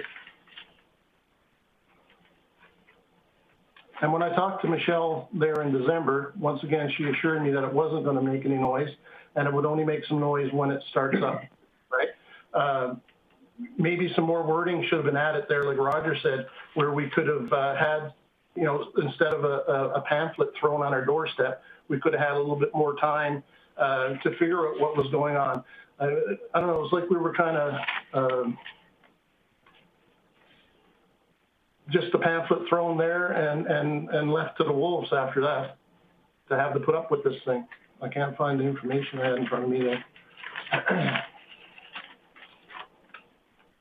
But evidently, like, I'm worried about the noise, I'm worried about resale value, I'm worried about quality of life. I don't even want to sit out on my deck. I had plans to buy a hot tub. Those plans are kiboshed. I don't want to sit out there and have to listen to that 24/7. You are the guys who voted for it. You put it there. I can understand why you put it there to save some money. But once again, it shouldn't be in our backyard, and we shouldn't have to listen to it, bottom line. And I leave it up to you guys to solve the problem, so we can all live here in peace and quiet like we lived here once before. The mats, I don't think the mats are going to work. I don't think they're going to do anything. Is there a possibility a building could be built around it? I mean, I've heard tons of these things out in the oil field where they're contained totally, and no one has to put up with it. You can barely hear them until you open up the doors to get into service them or whatever. Perfect. Well, thank you, Mr. Broderick. I will ask if there's any comments or questions from council for the delegation. Councillor Plott. Thanks, Mayor Clayton. Nice to see your face. I know we did chat, and I did come by and hear the noise. And you're right, I was a little bit worried about the sound. We weren't offside or anything on that. But it is something I want to remind. Like, you've got administration's attention, you've got council's attention here. It's been, I think, I do really believe, and I know it's probably hard for you to believe at this time, Mr. Broderick, I do think administration's going to find a way to make this sound disappear, so to speak, as much as they possibly can. I wish I could offer you more than that, but I do think administration's very understanding of we need to make this situation better for you and the people in that area. Wish I could offer you more than that, but I am confident they will find a better system than what you have now. Thank you. I hope so. Councillor O'Toole. Oh, sorry, yes. There you go. Yep. Yeah, thank you for being here, Bill. I appreciate it. And for the 15 minutes that I was there talking to you, I did notice, and I talked to you about it, it was a little noisier than a fan you would have in your room, is what I said, in the summertime. But then again, I walked over to the other property, and I couldn't hear it. So it's just your two homes that feel the noise. And I did tell you that, once again, the same words as Councillor Palat, you got the attention of the city, you got the attention of the department, and we're gonna try and make things better. I don't know, I can't speak about what we did before, but I know that you have a concern about the whistling sound, and we're proactively trying to deal with that. And so there's been people out there since you first brought it up with Ms. Gardner, and I come out, and Wade, and I think a few others were out there, we're going to deal with it, and we're going to hope for the best. Thank you, Councillor. Any? All neighbors have been complaining about it. Actually, do you guys have a list of how many people in the neighborhood had called into the city to speak to Michelle? I don't. I see Ms. Gardner turn her camera on. Go ahead, Ms. Gardner.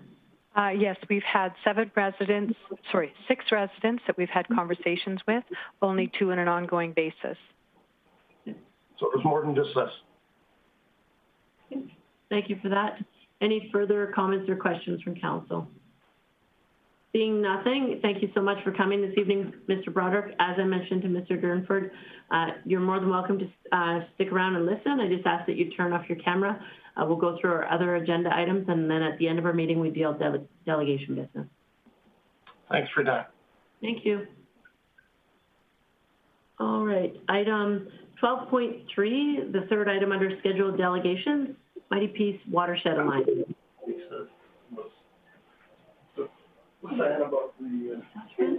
And I see Ms. Rhonda Clark-Gauthier, nice to see you, and Mr. Norris. If you wouldn't mind just introducing yourself for the video, but and just a reminder, about 5 minutes, and then council will have an opportunity for questions. Thank you. My name is Rhonda Clark-Gauthier. I'm the Executive Director of the Mighty Peace Watershed Alliance. And with me, I have the Watershed Project Coordinator, Adam Norris. Welcome. Thank you for allowing us to present to you this evening. So we wanted to just touch base with you. We have been recipients of your Community Fund grant for the last 2 years, and we would like to ensure that partnership continues on into the future. So we wanted to give you a brief update of where we are on what kind of plans we have and how that's moving forward. We do appreciate that the city has continued to support the organization by having one of our board of director members as one of your councillors. And that has currently being filled by Councillor Bracey. And we appreciate the knowledge and insights that he brings to our board. Previously, it was Councillor Thiessen and Councillors Wong. And so we are a not-for-profit multi-sector group, and the sectors being government, Indigenous communities, industry, and non-governmental organizations. So a board of 21 individuals who sit around the table to direct this organization. We have been doing watershed planning and advisory work for the last 10 years in this area, and we try to work under the Government of Alberta's Water for Life strategy. So safe, secure drinking water, healthy aquatic ecosystems, and reliable water for economic sustainability are our goals. And all the work that we have been doing fulfills those goals. Adam? So some of the main work we have done falls under 2 broad categories. State of the watershed reporting, essentially, what is the condition of the watershed and is it able to provide those goods that residents expect from it, whether that is drinking water, recreational opportunities, supplies for industry, those sorts of things. And the other piece beyond reporting on the current state is to look at integrated watershed management planning. And we have a management plan that was completed in 2018. There are 4 main issues addressed under there: water quality and availability away from the main stem.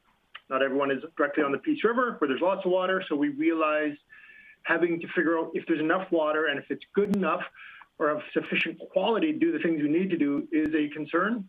The next one is wetlands and wetlands loss. This is there because how critical wetlands are on the landscape in terms of storing water, recharging groundwater, discharge from groundwater, filtration of water, biodiversity, and the list goes on. So it does some very important things for us, so we need to make sure there are wetlands out there on the landscape. Then the other concern was Peace River flow regime, and this is for those more along the main stem, but because the Peace River is a regulated river, there are concerns about how that flow happens and the timing of it. And finally, non-saline groundwater, so people using drinking water from the ground. In terms of the city of Grande Prairie, there have been several of our projects that are more directly tied to that, and I'd like to touch on just two right now. So one would be the Wapiti River Water Management Plan, which was just finalized this year, and it was led by Alberta Environment Parks, but we were a big player on that. And that looked at setting the allowable withdrawals from the river. And this is really important. This is that proactive planning piece, looking at what is the capacity of our system to support future growth. And so there's some good work done there, and it allows regulators and industry and governments to take the time to plan ahead and see what resources are there in terms of water. The other one that has just wrapped up is the Wapiti Watershed Source Water Protection Plan. So the idea with source water protection planning is, one, that water treatment in terms of drinking water is expensive, and two, it's only as good as we know it to be.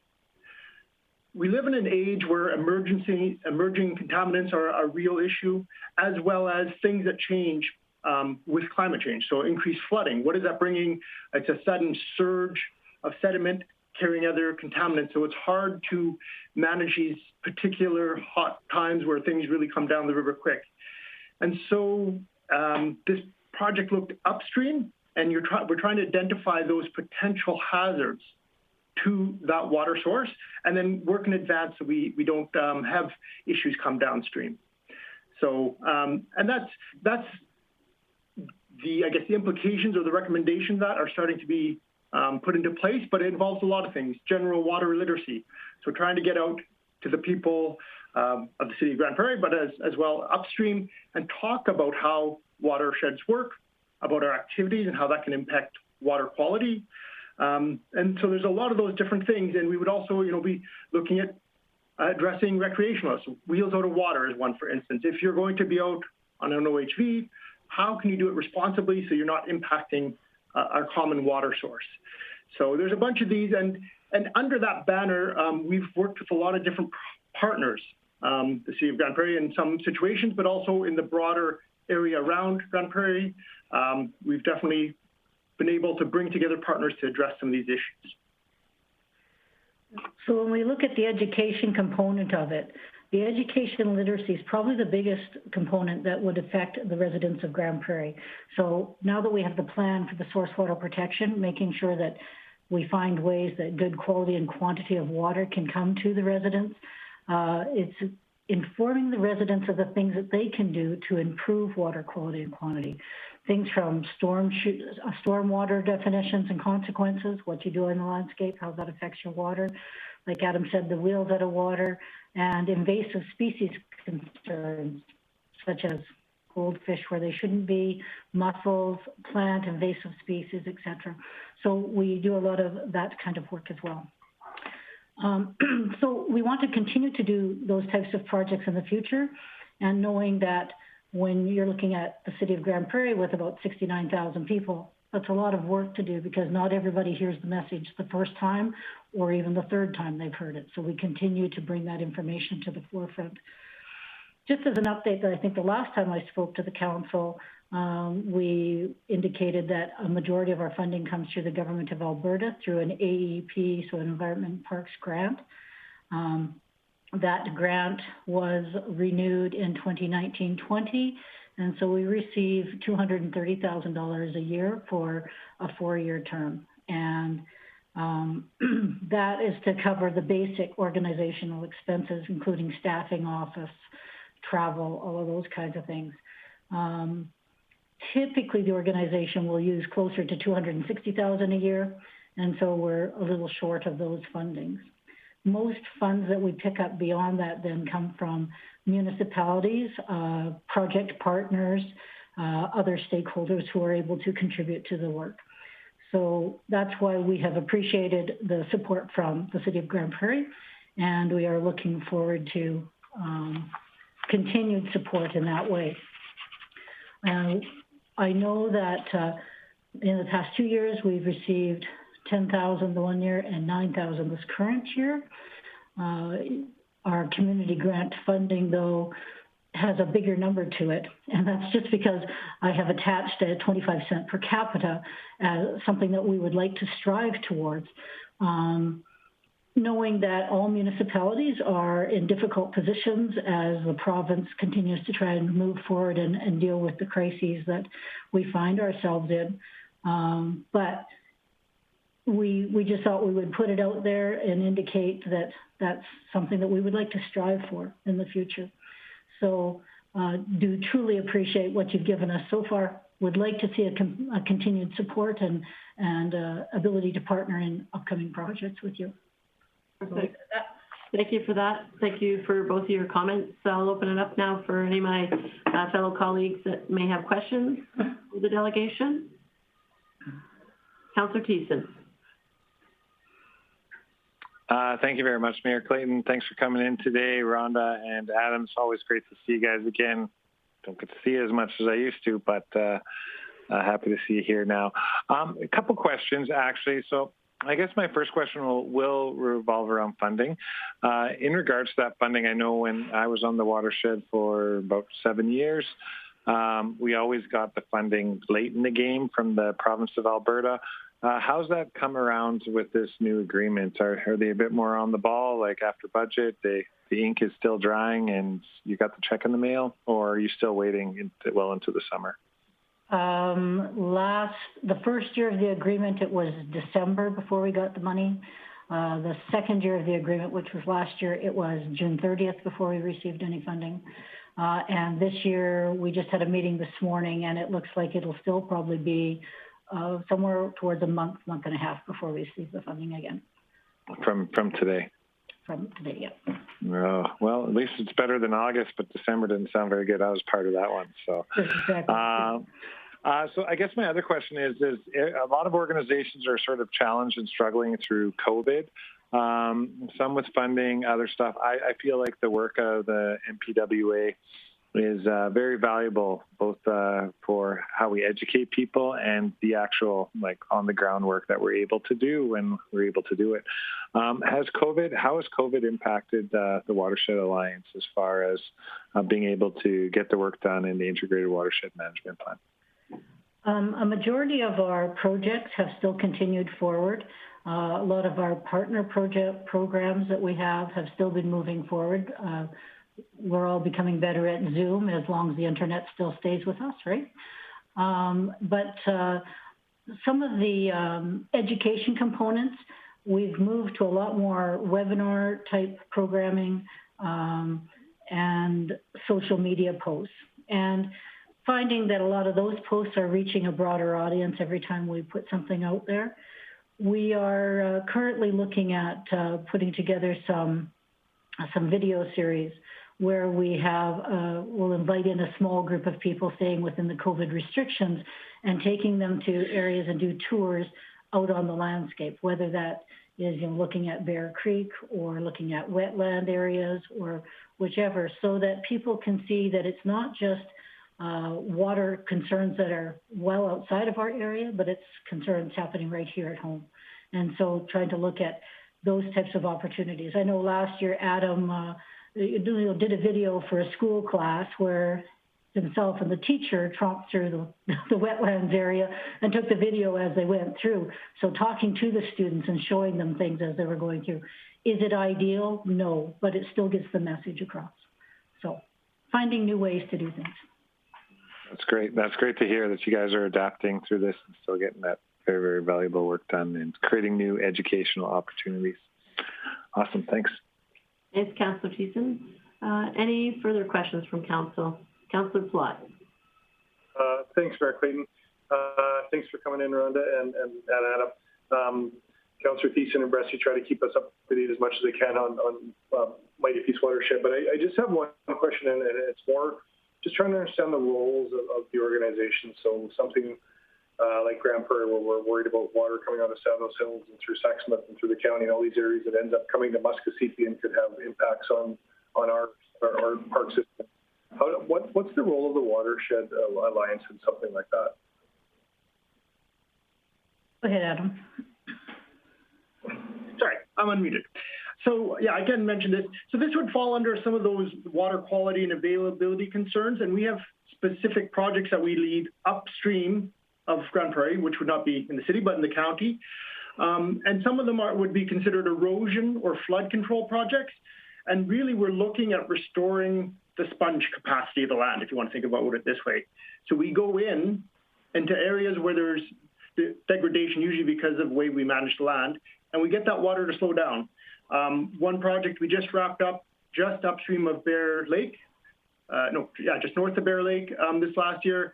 It's called the Stream Bank Extension. If you go to our YouTube channel, Mighty Peace, Watershed Alliance, Watershed Restoration, you'll see it. And it was all about building in this meander so that the stream goes in this S pattern and it's not just straight. So by slowing down that water, you take away, one, the erosive force, and two, it has a chance to seep into that bank and recharge the groundwater. So you have a smaller surge that hits Grande Prairie, right? So it's some of these watershed function things that take a lot of time to build in, and they take time to extend across the landscape, but it's hopefully in the long term going to provide a system that works better and provide some of that flood control, water quality improvement, those sorts of things. One of our guiding documents is the watershed management plan, and the purpose of that is to look at the concerns and then tag potential partners and how we move things forward. So a majority of our work now is implementation of a number of the recommendations on that plan. Same as with the source water protection plan that was just finished for the Wapiti watershed. Now it's moving to the implementation, gathering people and partners and saying, okay, everything that we do on the landscape affects our water quality and quantity. Now, here's some recommendations of how there might be beneficial management practices to improve that. So that's a huge part of our work. Thank you for that. Appreciate that. Thank you for that. Anything further from anyone else? Okay, well, seeing none. Oh, sorry, Councillor Bressie. Yeah. Thanks, Rhonda and Adam, for coming in. I think you got the downgrade when I got appointed, but I'm sure appreciating trying to learn and wrap my head around it. I think also just one thing worth highlighting for council is, Rhonda didn't mention it, but the board here surprised me and was impressive. I don't know another table in our region where we have such a representation of different levels of government, different municipalities, private industry. It really is the type of collaborative work that I think our region would be so much better for if we had more organizations with this kind of board structure. So I just wanted to highlight that for council. Thank you. Perfect. Thanks for that, Councillor Bressie. All right, so as with the other delegations, we deal with our delegation business at the end of our meeting. You're more than welcome to stay and listen. I just ask that you turn your cameras off, or if you prefer, administration will follow up with you after our meeting tonight. Thank you very much for today. Thanks so much. All right, moving on to item number 13, land purchase. I will turn this to Mr. Halliday for background and information. Mr. Halliday. Good evening. Thanks, Mayor Clayton. So on February 24th of this year, the city entered into an office purchase agreement to purchase 0.06 acres of land, legally described as Plan 7517 BP Block 2, the most northerly 56 feet in width through Lot 9 for the amount of $21,011. Purchase of the parcel would allow the land to be consolidated with the adjacent Muskogee Bear Creek Park Corridor, increasing the city's parkland revenue reserves and protecting the development setbacks along Bear Creek Corridor. Administration is recommending that Council approve the purchase of the aforementioned land and funding for the purchase coming from the Public Reserves Fund. Thanks, and I'll take any questions if you have any. Great, thanks, Mr. Halliday. Comments or questions from Council? Seeing none, just be looking for a motion. Councillor Bressie.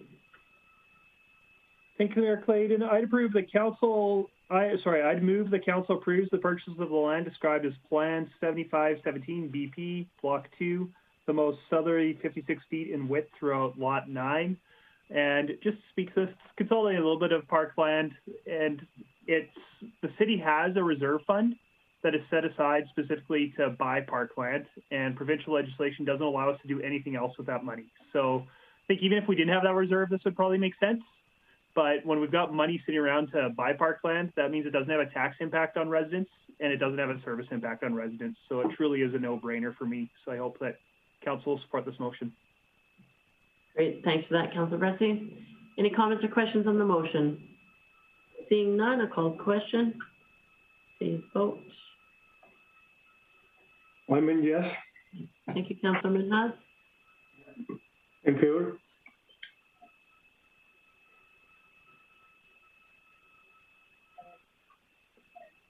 And that's carried unanimously. Great. Thank you. Thank you, Mr. Halliday. I'm just waiting for my e-scribe to catch up. There we go. Item number 14, we have no unfinished business, and now we'll move in to public hearing. Give me one moment, please. My e-scribe is just loading. So I'll call this public hearing to order and look for introduction from Mr. DeRoche in regards to this housing infill options in the residential transition area. Thank you, Mayor Clayton. The bylaws this evening touch on the land use bylaw and the Hillside Area Revitalization Plan.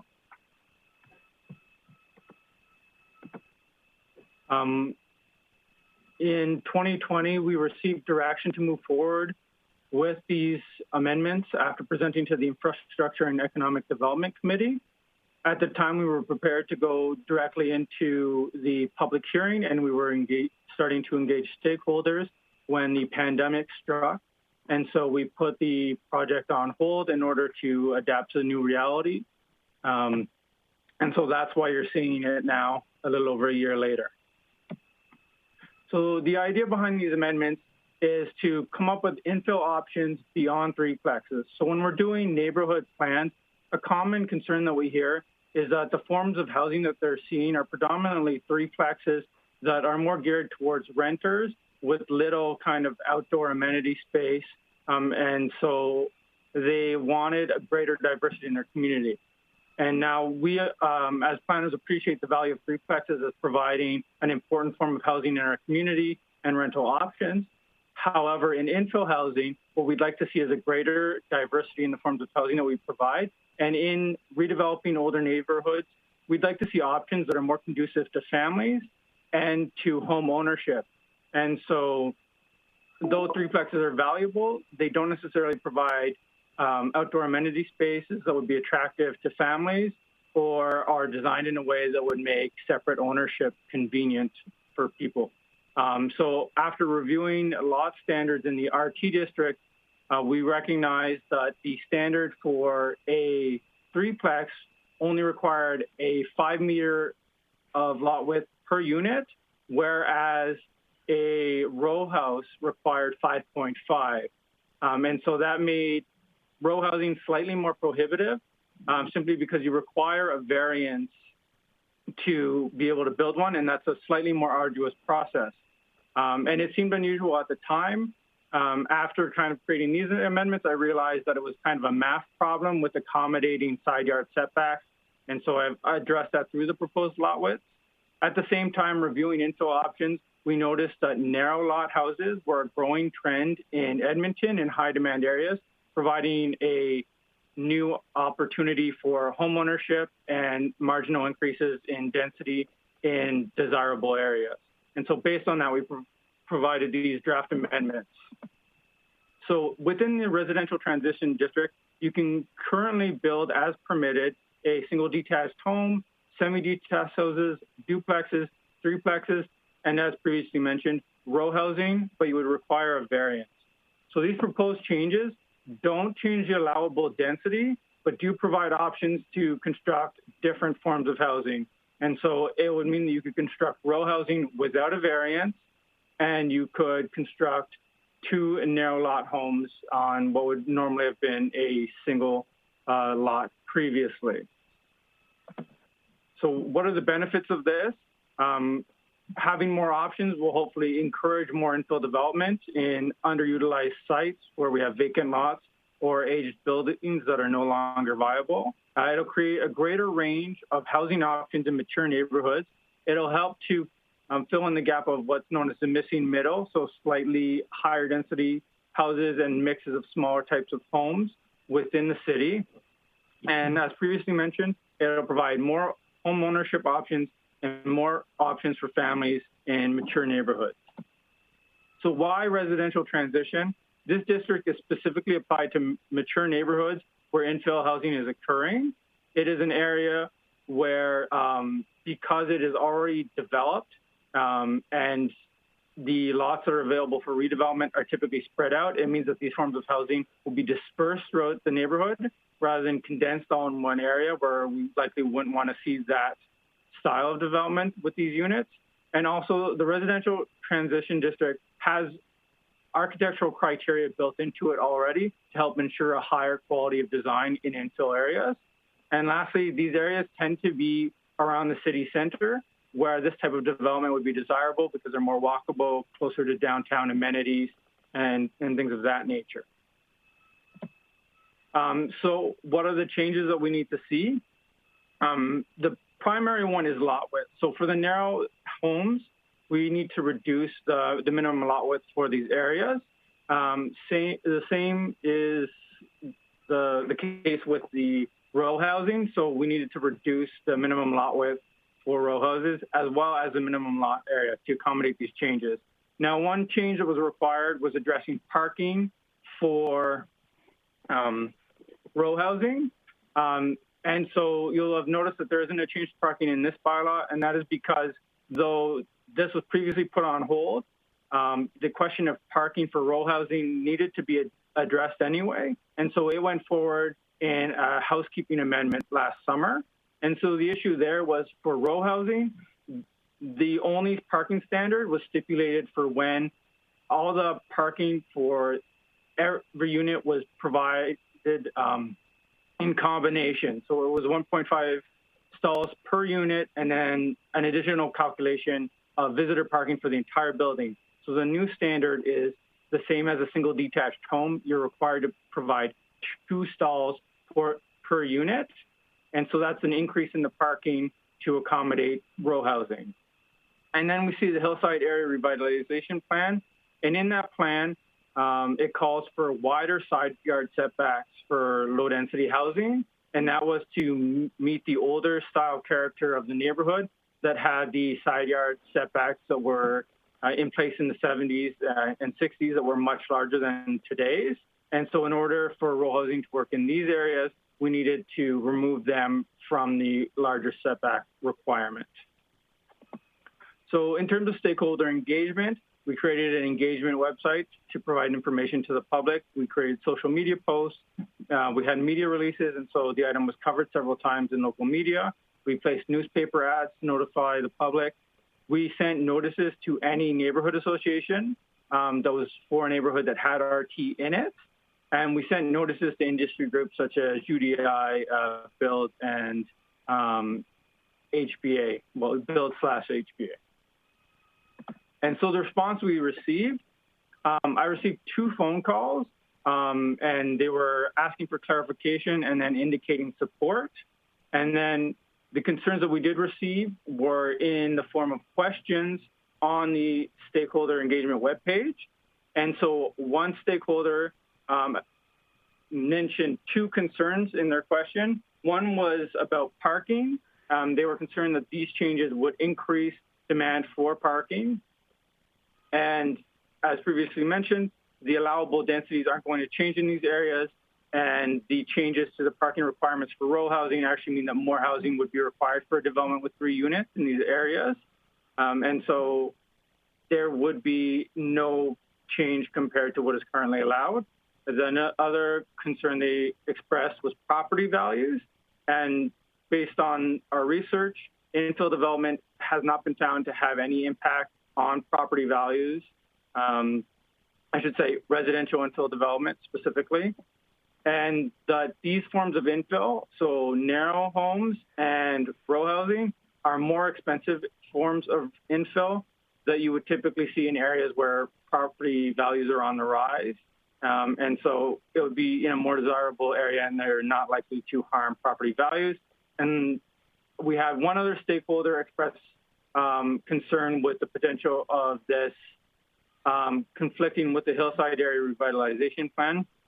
Now, the Hillside Area Revitalization Plan calls for a range of housing and a greater diversity of housing options.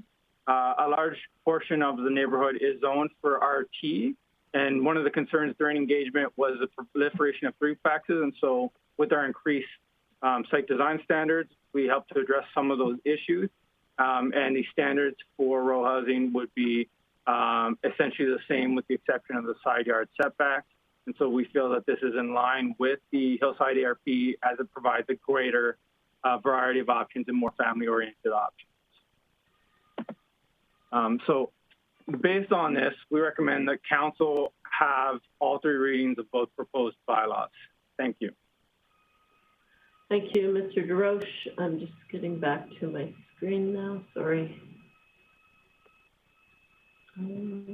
All right, so questions for administration. Councillor Thiessen. Thanks, Mayor Clayton. Thank you very much, Mr. DeRoche. Really appreciate this report. I'm super excited about this type of infill development, but I want to work out the bugs. So I have a question in regards to the risk that's presented in the report. Now, in the report, it said that there may be additional challenges such as building code or infrastructure. Maybe I missed it in the presentation, but I didn't really hear some of those risks get talked about here. What types of risk might pose some kind of challenge through building code or infrastructure? Mr. DeRoche. Thank you, Councillor Thiessen, and through the mayor. So one of the challenges with developing narrow homes is mainly meeting some of the things like staircase width requirements. So when I consulted with builders, one thing they noted is it's possible, but it would be somewhat challenging to do row houses with this width and make it so that you could get furniture upstairs. So there's some design challenges to actually constructing narrower units. It's possible. The other thing is that when you're going from a single family lot to something such as a narrow house or row housing where you need multiple service connections, then there's just the added cost of those service connections that may be a deterrent. Okay, no, thank you for that. I imagine the last part, but I never thought about the staircase, the whole building code aspect. So thanks for throwing that in. Do you think that might be an impediment to home builders like putting together these types of infill projects? Or do you think we got a pretty creative bunch and they can make it work? So again, through the mayor, thank you. I believe there are some challenges, and it'll really depend on the market. So where these types of things work is where there's a high demand and not necessarily a large supply of land. So in Edmonton, these options are really popular because you have to keep building further and further out of the city. And so there's that pressure on the land. And the property and home costs are significantly higher. And so we may not see people getting that creative here without those pressures. Okay, thank you very much. Thank you for that. Any other questions for Mr. DeRoche? Councillor O'Toole and then Councillor Flott. Yeah, thanks, Reid. That's a great report. It's kind of a dream of mine to see some of these old deteriorated homes and vacant lots that maybe somebody can do something with them. When we talk about infrastructure, that's probably one of the oldest parts of Grande Prairie. And I was wondering what the water and sewer system and power is. Do we have to do any upgrades in the near future because of possible infill is what I'm getting at, I guess. Mr. DeRoche? Thank you. And through the mayor, that is a great question. And we have the zoning in place already that allows up to 3 units. And so what that indicates to us through our engagement with Aquaterra is that means that they are able to service that. Now, that's not always the case, but we specifically consulted with them on infill areas. And we did a lot of work with them in Hillside, including a servicing study for that area. And so there is a capacity. And so it would require a lot of this type of development before we got to that point. And it's the same density as they're currently allowed to. So the short answer is yes, we have the capacity. Thank you very much. Councillor Plott. Thanks, Mayor Clayton. Mr. Roche, if I could just get a clarification, if I read through it, I'm more thinking specifically about narrow homes. So there would need to be 2.2 meters or 2.4 meters in between each home still on a narrow home setup, or would there need to be 1.2?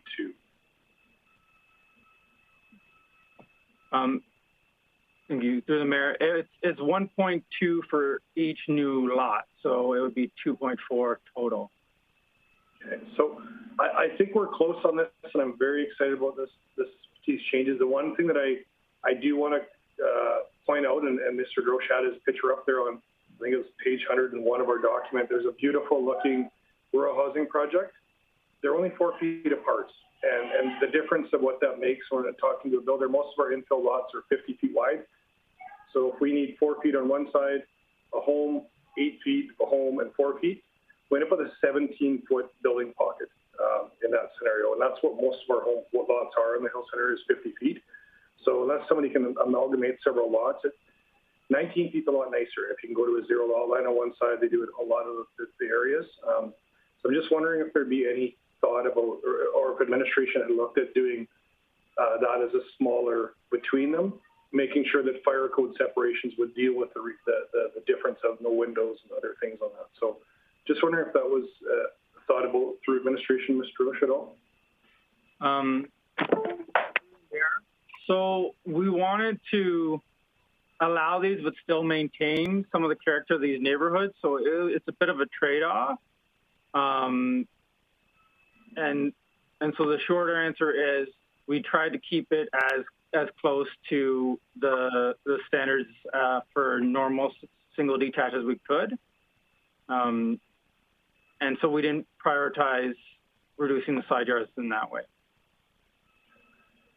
So, I mean, having said that, I'm still in support of this. I think it's a step in the right direction. As far as us getting in single-family homes, I don't think this changes the dial on that personally to me. I think we're going to see more semi-detached, maybe more row housing. But as far as single-family homes, narrow homes, like we saw in those diagrams that I saw last week at Edmonton, I was there, they're all over the place. I don't think this moves the needle on that unless we're starting to look at side yards being reduced in between the two. Having said I'll support this for now, but I think in the longer term, if we want to get to where we want to have single-family homes in those areas, we have to get more creative to allow less space being taken for grass, to be honest, and that's how those areas would work. So still in support. Thanks for the clarification. Councillor Bressie. Thank you. Just a question along that thinking in the land use. So if this passes today and in the land use bylaw as it is right now, is there an ability to apply for a variance to achieve a zero lot line, or would the land use bylaw need to be updated for anybody ever to have a hope of doing that? You can get, through the mayor, you can get a very significant variance on anything if you're willing to go to committee to request it. The development officer has a 10% variance authority. And so there is still the opportunity for other designs to go forward while requesting a variance. Great. So committee can basically do whatever it wants in terms of those side yard setbacks if there's an appropriate application made. Yes. And so the question then would be the impact on building codes, such as the cost would go up on the building for fire separation if you're going to do a zero lot line. Great. Thank you. Councillor Plott. Thanks for clearing. Just to build on a little bit, so I'm wondering, Mr. Grosh, if an applicant bought a lot and wanted to subdivide it into two and was going to come in with two narrow homes with a zero lot line, how would they apply for that? Because variances would never allow for that. So even though it was on one title, is there any way that we can add something into this that would allow that? Again, this could be a later thing. I think we're missing part of this with this. And just to put back to the stairwell earlier, 17 feet would be your building pocket. Take 4 feet out for stairs, take a foot out for outside walls. Starts to look like a bowling alley. So it gets pretty tight on 17 feet, to be honest. 20 feet's kind of seems to be where guys want to build, which isn't going to work. So just, is there a way that a proponent could apply on one lot saying, I want to develop these two narrow homes with a zero lot line. Is there anything that we could do with that? Sorry, through the mayor, I'm assuming then that Councillor Pilat doesn't mean a zero lot line on the inside. Creating semi-detached. I'm assuming he means on the outside of the buildings. Any of the lots. Yeah, you're correct. If you had that's your typical 4 foot, your building pocket, 4 foot building pocket, and 4 foot instead of that 8 feet in the middle. I guess that's the 4 feet that they're doing a great job in the cities of not using to allow for more density, and they're getting more single family homes from it.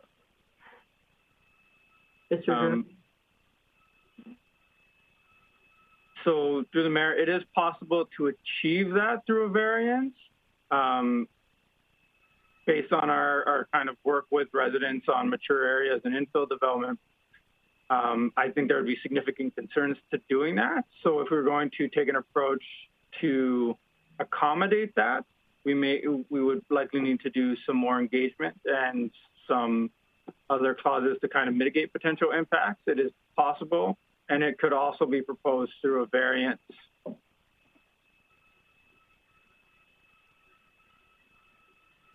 Thank you for that. Any further questions for administration? I had one, Mr. Grosh. Circle back to parking. I support, the initiatives here. I think that in some subdivisions that the addition of new and refreshed infill housing options will actually bring up the value of adjacent single-family homes. I think that, I myself was in an older neighborhood, and to see a development that, whether it be skinny houses or row houses that are new and fresh, it actually will help some of the single-family houses in regards to the value in these houses, in these neighborhoods. So I really, I absolutely support the initiative. I like this strategy. One thing that's always been a concern for me is street parking. And so I know you mentioned that it won't be increased over what's existing, but walk me through a row house, or even in the iteration that you show there where there's the different designs all in a row. I appreciate the changes to design standards. They look great, but tell me how that influx of somebody that's, working, decides to buy an investment property and have 3 roommates. So, although these buildings may be intended for families where not everybody drives, the reality of it is that somebody buys it as an investment and moves 3 roommates in, and now there's 4 vehicles in one of 4 units on a street. And so tell me how we mitigate the added pressure to street parking. Thank you, Mayor Clayton. So the only real change to parking is the added parking requirement for row housing. So it is an increase on what you would be required for a row house. It's treated the same as a single detached home. So it's 2 stalls per home. It's the same with the narrow lot houses. But any increase in density will have a likely impact on on-street parking to an extent. And there is no mitigation for that. It's smaller lots, so we do have the same parking requirement as you have on a larger lot, but there's no way to add more parking on parcels. This would be... So in the example of a row house, each unit has to provide 2 stalls, correct? Yes. So more than likely, one would be out back and one would be in the front? Or they may provide tandem. Okay. And so, well, the reality is nobody tandem parks, but that's okay. So one out back and one in the front.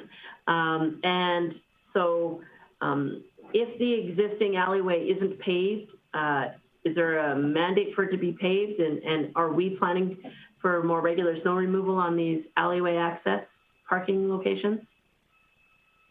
Mayor Clayton, unfortunately, it's not always feasible to pave rear lanes. So we looked at this during several ARP processes, and in some cases, simply because they serve a drainage function or because of their size or things like that, it's not always possible to pave them. I'm not familiar with our ongoing paving operations. There's nothing tied specifically to this. Okay, so question for Director Glavin then. Correct me if I'm wrong, if the alleyway isn't paved, what does our snow removal plan look like? Yeah, so we would treat them the same as any other alley, I believe. They form part of, I think, of our priority 3, so they get done after our priority 1 and 2, so all our arterials and the collectors and locals get done first, and then alleys come after that. Okay, thank you. Any other comments or questions for administration? Okay, well, thank you, Mr. DeRoche. I will now go into presentations or submissions for this public hearing. I will ask if there's anyone here to speak in support of this, in support of this bylaw. If you are here to speak in support of this bylaw, please turn your microphone on and identify yourself. I'll ask again if there's anyone here to speak in support of the bylaw. Seeing no one, I will now ask if there's anyone to speak in opposition of the bylaw. If you're here to speak in opposition of the bylaw, please turn on your microphone and identify yourself and turn on your camera. I will ask one more time if there's anyone here to speak in opposition to the bylaw. Seeing none, I will close this public hearing and look for business arising. Councillor Thiessen. Thank you, Mayor Clayton. I would make the motion that Council give first reading to bylaw C-1260-121, being an amendment to the land use bylaw. All right. Sorry, no comments or questions on first reading. I'll call the question.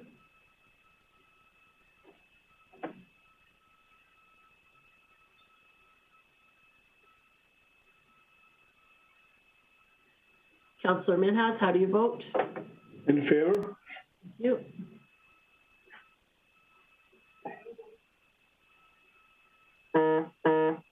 Councillor Blackburn, how do you vote? In favor.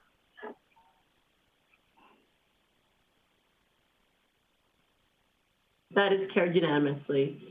Councillor Thiessen. Well, thank you very much, Mayor Clayton. I will move that Council give second reading to bylaw C-1260-121.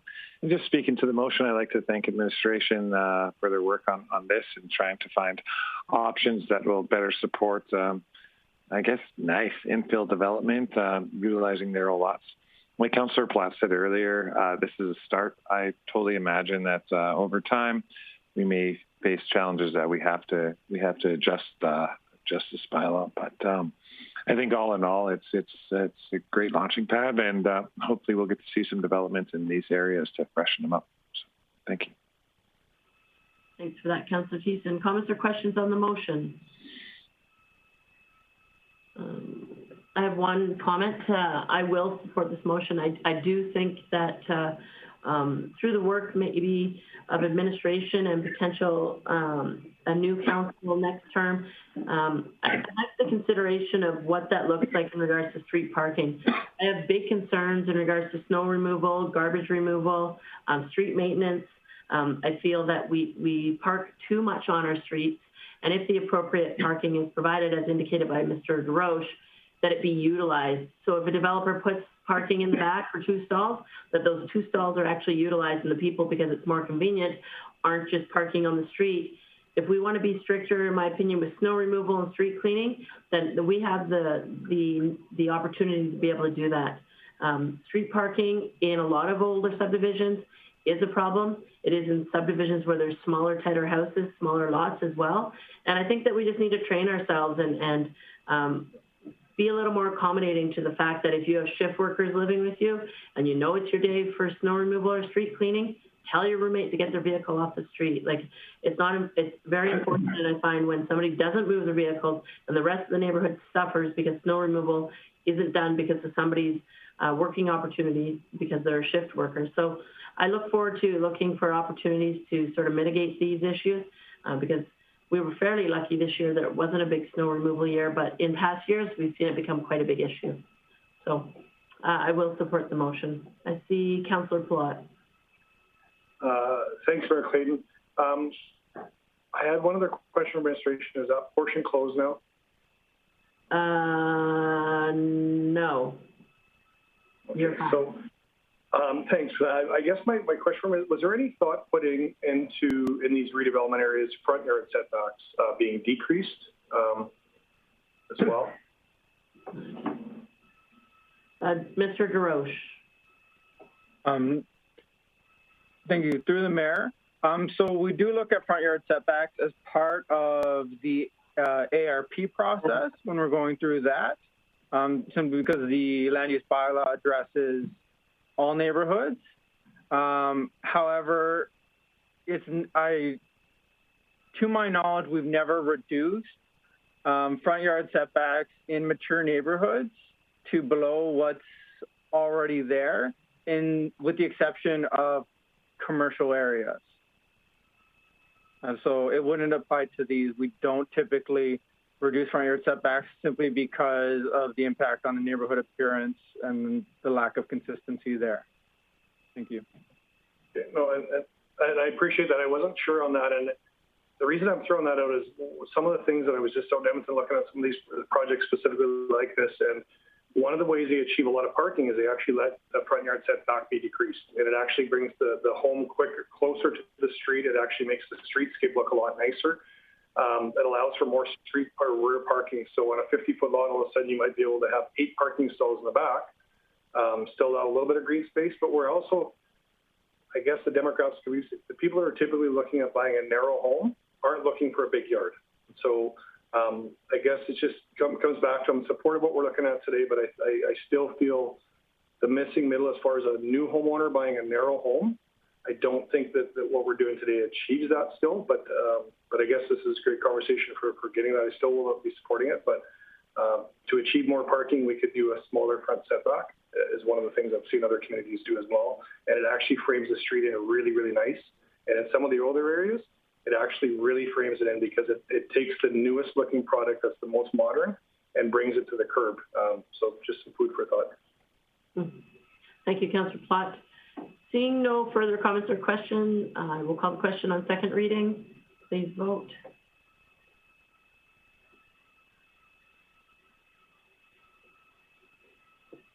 Councillor Minhas, are you still with us?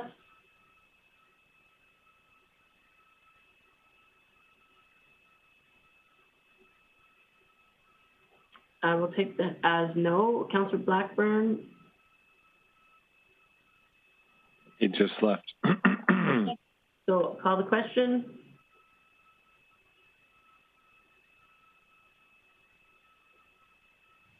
Ms. Karbaschewski, I think you have everybody. Mayor Clayton, I do see that Councillor Minhas is on the meeting without video. Can he vote? I've asked him. He did mention to me, and it's through messaging that he was leaving, so. Thank you. There's Councillor Blackburn, though.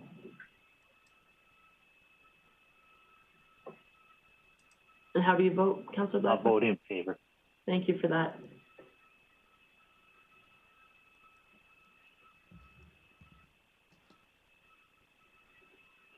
And that is carried. Councillor Thiessen? Thank you, Mayor Clayton. I would move that Council have third reading for bylaw C-1260-121. Thank you for that. So this is a motion to have third reading here tonight at this meeting. I'll call the question.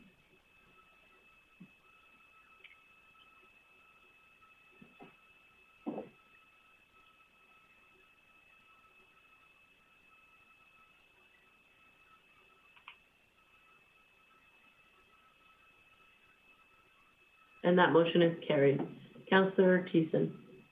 Thank you very much, Mayor Clayton. I would move that Council give third reading to bylaw C-1260-121, being an amendment to the land use bylaw.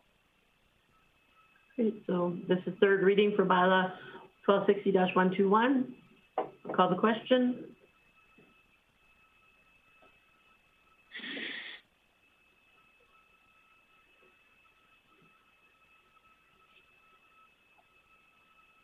And that carries unanimously as well.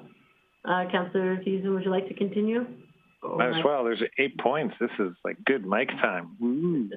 I would move that council give first reading to bylaw C-1370A, being an amendment to the Hillside Area Revitalization Plan.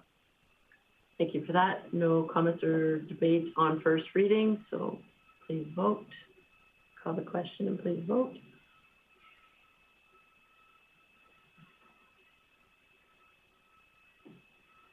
That is carried unanimously. Councillor Thiessen. Thank you very much, Mayor Clayton. I would move that council give second reading to bylaw C-1370A. All right. So in regards to an amendment to the Hillside Area Redevelopment Plan, Revitalization Plan, any comments or questions on the motion? Councillor Bressie. Great, thank you. Yeah, I spent a lot of time talking to Hillside residents, and zoning is touchy there. With the Hillside ARP, this is a touchy subject there. And I just want to acknowledge that I understand the concerns that people have in the neighborhood, but the number one concern that I hear is the proliferation of renters. And there absolutely should be opportunities for rentals in every neighborhood, I believe. But there also absolutely should be opportunities for home ownership in every neighborhood, I absolutely believe. And I understand the concern of, is their entire neighborhood going to become rental units? And when we see nothing but threeplexes going on, that really is a real fear for that neighborhood. So I do think, as we were talking today, I think that there's probably a bit more work to do. There's maybe some land use bylaw changes. I also know that we've directed administration to come forward with potential infill incentives. And so this is going to be an ongoing conversation about how to encourage home ownership. But I really do think that this addresses the biggest concern I've heard in Hillside. And just highlighting again, Mr. DeRoche said it, but this isn't actually changing any density in the neighborhood. People are already able to get 3 units onto the same lots that 2 narrow homes or a 3-unit row home would go on. So we're not changing densities. We're just creating an opportunity for there to be home ownership within those densities. So I wholeheartedly support this bylaw and hope council will as well. Thank you for those comments.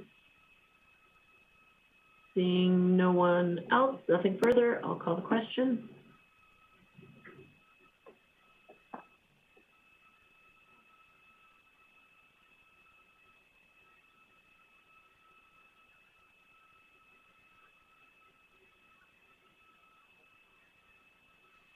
Councillor Blackburn, how do you vote? Favor. Thank you. That's carried unanimously. Councillor Thiessen.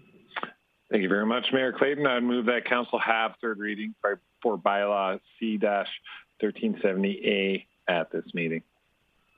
Thank you for that. So this motion is, in order for us to be able to have third reading here tonight, it needs to be passed unanimously.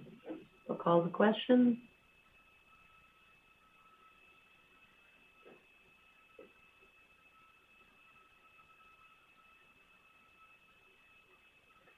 And that passes unanimously. Councillor Thiessen. All right, here it is. I would move that council give third reading to bylaw C-1370A, being an amendment to the Hillside Area Revitalization Plan. Thank you for that. Comments or questions? Seeing nothing, I'll call the question.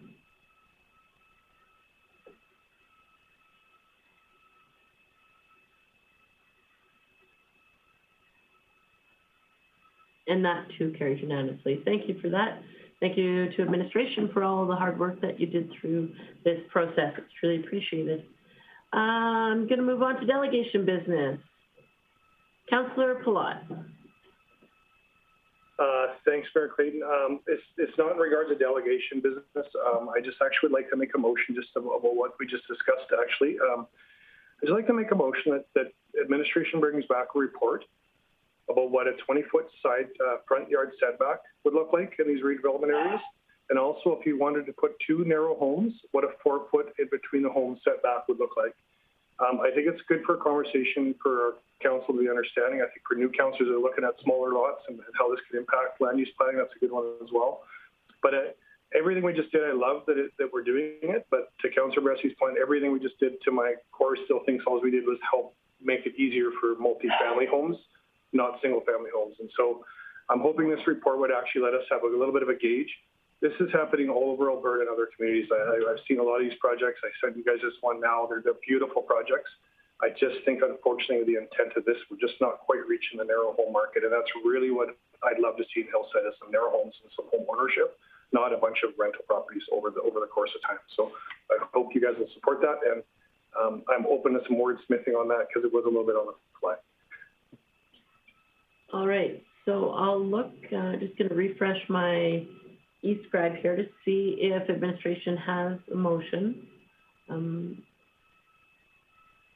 Just give it a minute here.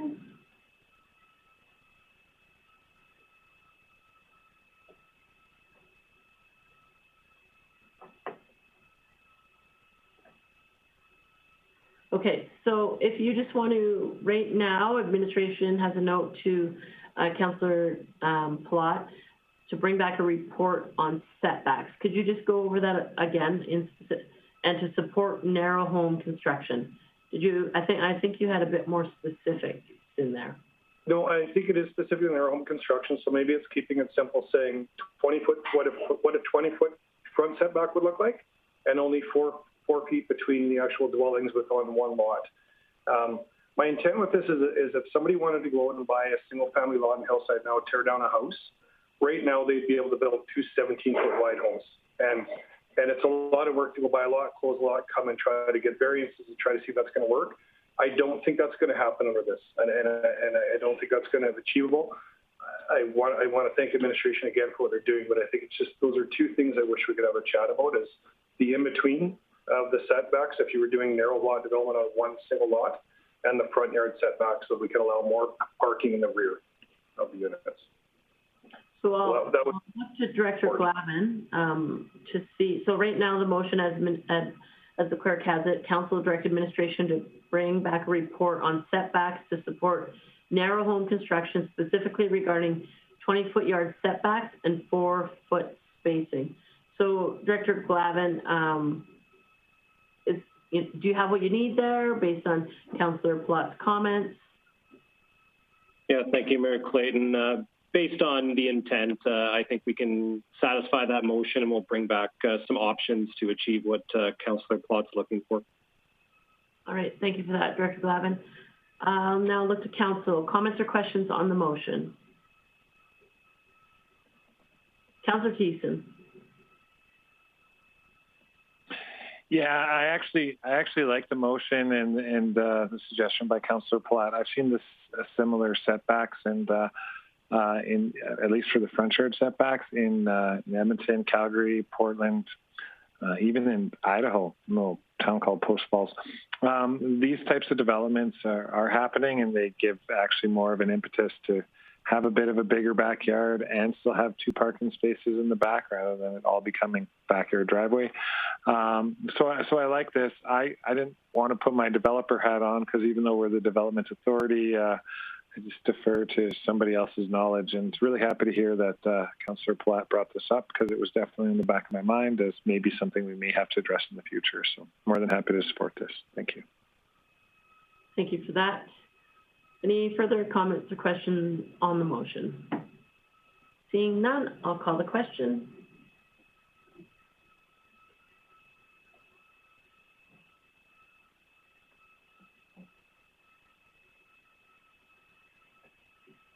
And Councillor Blackburn, how do you vote? Oh, we already got it. We're good. Thank you. And that motion is carried unanimously. All right, any other business arising before I move on to delegations? Seeing nothing, moving on to item number 16, delegation business. 3 delegations here tonight. I will look to Council to see if there's any business arising from 16.1 or 16.2.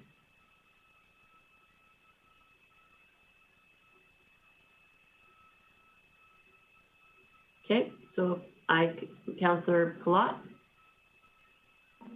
I would just make a motion to receive them for information and have more than enough confidence that administration will continue to follow up with them as they make changes. Okay, so that motion is in order. Comments or questions? Councillor Thiessen. Thank you, Mayor Clayton. Yeah, if the delegations are still online, hopefully they hear this. I know from day one, once my phone started ringing and I started calling administration, they were very aware of it, and they were already working on it. In fact, the worker there was aware of it.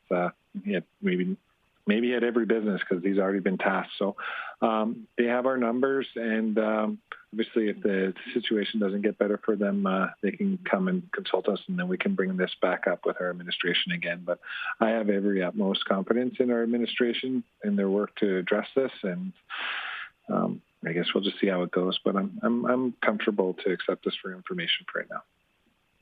Thank you for that. Councillor Bressie.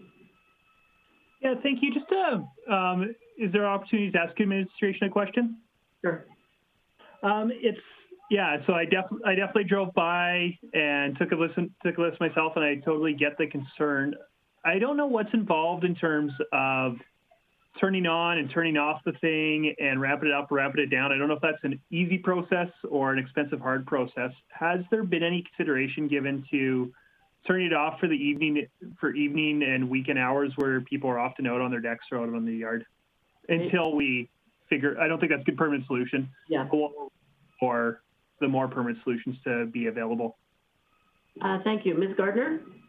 Thank you, Mayor Clayton. Technically, it is probably possible. The risk is we risk the grant that we received from the Municipal Climate Change Action Centre, which requires us to meet the targets that were outlined. So we would risk the $750,000 grant. Gotcha. It's unfortunate. I hope that risk is evaluated and it's looked into, because I really am. I've got a lot of confidence that we're going to find a solution that works permanently. At the same time, I really feel for these residents losing the first month of good weather to this, and especially in the times we're in. Maybe there are no good solutions, but I sure feel for the residents. Thank you, Councillor Blackburn. Thank you, Mayor Clayton.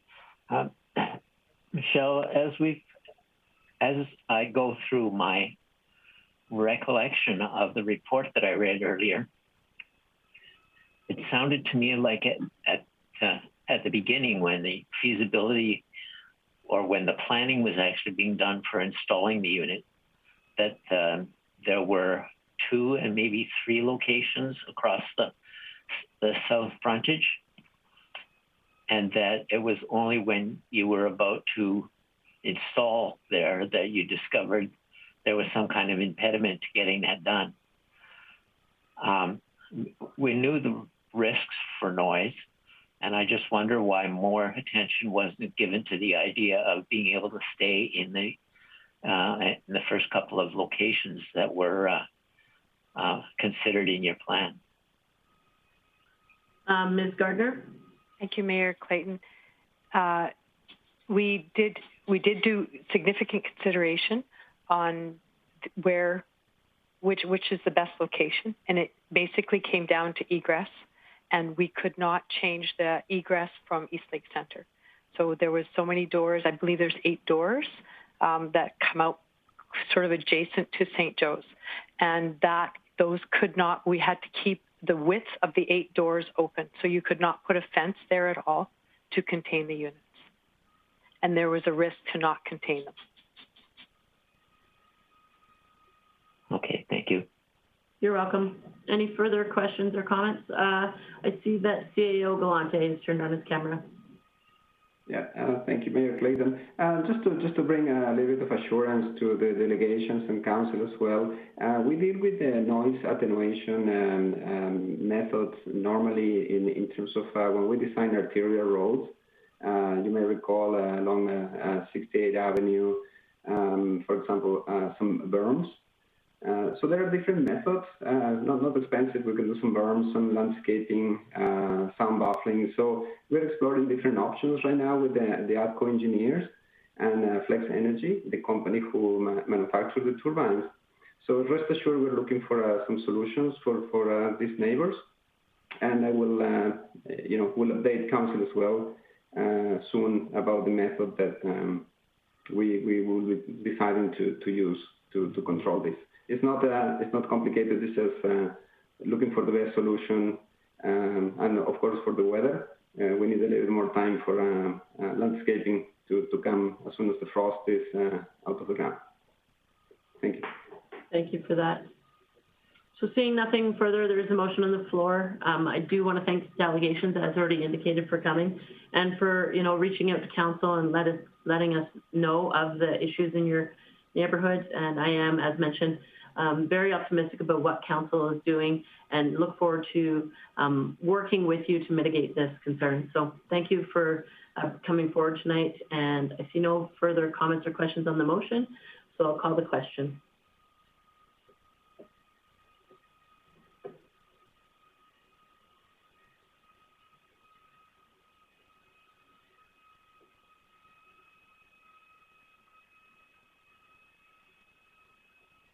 And that's carried unanimously. Moving on to, we also had a delegation tonight from the Mighty Peace Watershed Alliance. Councillor Bressie. Yeah, thank you. I just move we accept for information, and just once again, thanks to Rhonda and Adam for coming in. When I got on the board, it's overwhelming how much stuff those two have going on and on the small budget they manage. And so they're very, very, very busy people. I can't even imagine. I honestly don't know how they get everything they're doing done. So I thank them for giving us some time tonight. Thank you for that. Comments or questions on that motion? Seeing none, I'll call the question.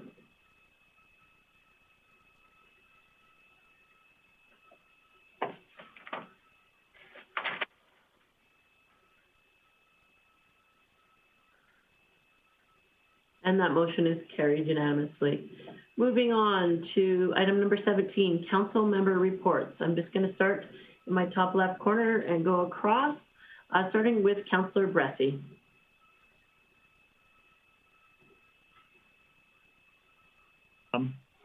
Sorry, yes. Councillor Plott. Oh, no, I think you're good now, Councillor Bressie. Okay, my apologies about that. I think the highlight of the last couple of weeks actually was this afternoon. We got to meet with the Chamber of Commerce Board, and that's a meeting that I look forward to every single year, or however often it happens about once a year. But really appreciate them sitting down with us to figure out how can we advocate for the region together.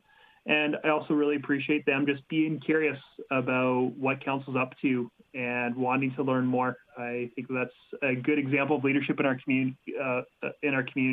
Saying, "Hey, we're going to be curious." I kind of wish more organizations would do that. So, really want to thank the Chamber Board for their time today. Thanks, Councillor Bressie. Any other committee reports? I didn't have any other committee meetings. Okay. So, perfect. Yeah. Thank you. Councillor O'Toole. Councillor O'Toole, just unmute yourself, please. I have no committee reports at this time, but if you want, I can do the roundtable at the same time. Yep, we are doing it at the same time, you bet. Okay.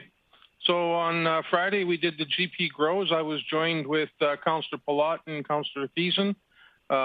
We are survivors of the rogue winds and the wild tables that were being tossed around, but we gave out a lot of packages for a lot of people, and it was nice to see a lot of people that were there last year as well. So got to do some visiting. It's like going to the mall at Christmas time. You get to see all these people that you don't get to see because of the limitations that we have. But it was a great event, and I'd like to thank the people in charge, Michelle Gardner and her crew, for making this happen.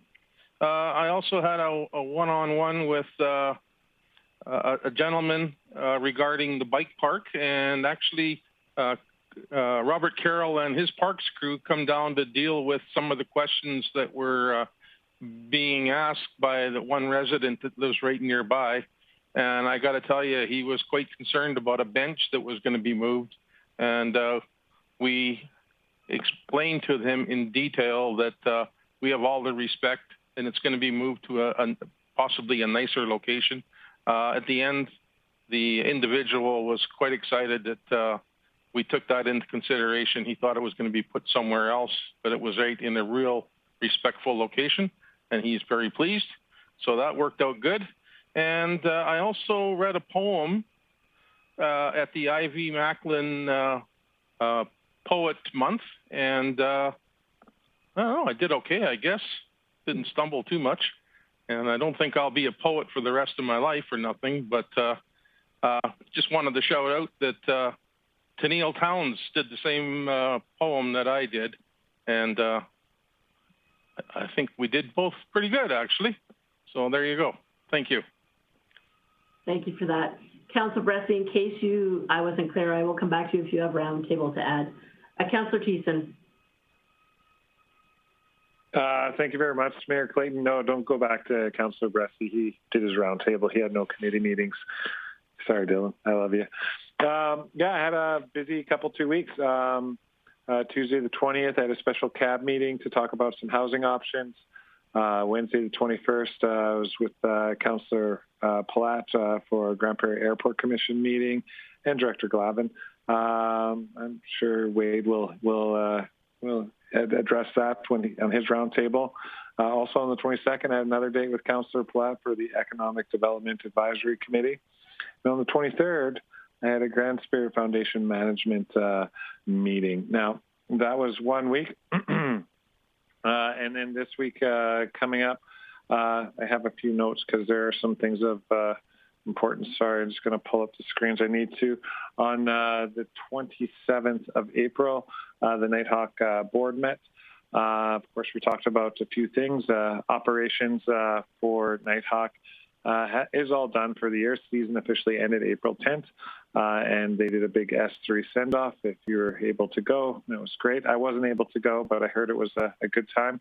Currently, most of our RV park is fully booked with the international paper shutdown. A lot of people have taken up those spots, and with road construction going up on Highway 40, we anticipate that will fill up again, but we are prepping for the summer season. In regards to the overall season year to date, we're slightly below our budget on our total revenue and well below budget on our total expenses. So that's really good. Grants have gone a long way with the wage subsidy to allowing us to be able to do that with the limited terrain that we've had to endure this year. We've submitted a funding application to the GP Rotary Club for $50,000 on the landslide recovery fund. We had to cancel a golf tournament at the Dunes, and we'll potentially do a more family-friendly event at Bear Paw later on in the summer when restrictions hopefully are eased off. And then the good news, the super good news front for Nighthawk is that the County of Grande Prairie approved the same amount of money that the City of Grande Prairie approved for the Landslide Recovery Fund and T-Bar Chairlift. And the MD of Greenview approved up to $750,000 for that as well. And we're still working with insurance to try to bring those costs down so it doesn't all fall on the municipalities. But you know, insurance companies, sometimes they are difficult. Also, Grande Prairie Downtown Association meeting I had the next day on the 28th. We went over the marketing update for construction and the video campaign that is rolling out with that. We had a bit of a discussion around some legal stuff I can't really entertain right now, and talked about the story walk and new collaborated events. And for members of council, you may have seen it in your email. There was a letter that was sent forward by Executive Director Wendy Bosch in regards to what City of Edmonton and City of Calgary councils did in regards to covering the cost for the BIA zones in their cities. Similar ask has just been put forward to council as the province stopped funding that as well. So I figured keep you in the loop there. Yeah, it's been a busy week. Grand Spirit Foundation. This is a kind of a weird one, but I want to keep council and the public in the loop on this. We did have a resident have to go to the hospital at the Pioneer Lodge. Upon being at the hospital, tested positive for COVID. The weird thing about this one is this resident had both of his vaccine shots and was 3 weeks removed from his second dose and still tested positive. So it put the Pioneer Lodge on lockdown. We have tested all the residents because it was in outbreak status. None of the residents tested positive, and 2 of the family members were also tested, the ones visiting the hospital. They also tested negative as well. I had made a special request to Steve Madden to retest the vaccinated resident so that he didn't have to stay away from home too long and we didn't have to be on lockdown or outbreak status in the Pioneer Lodge in case everyone tested negative.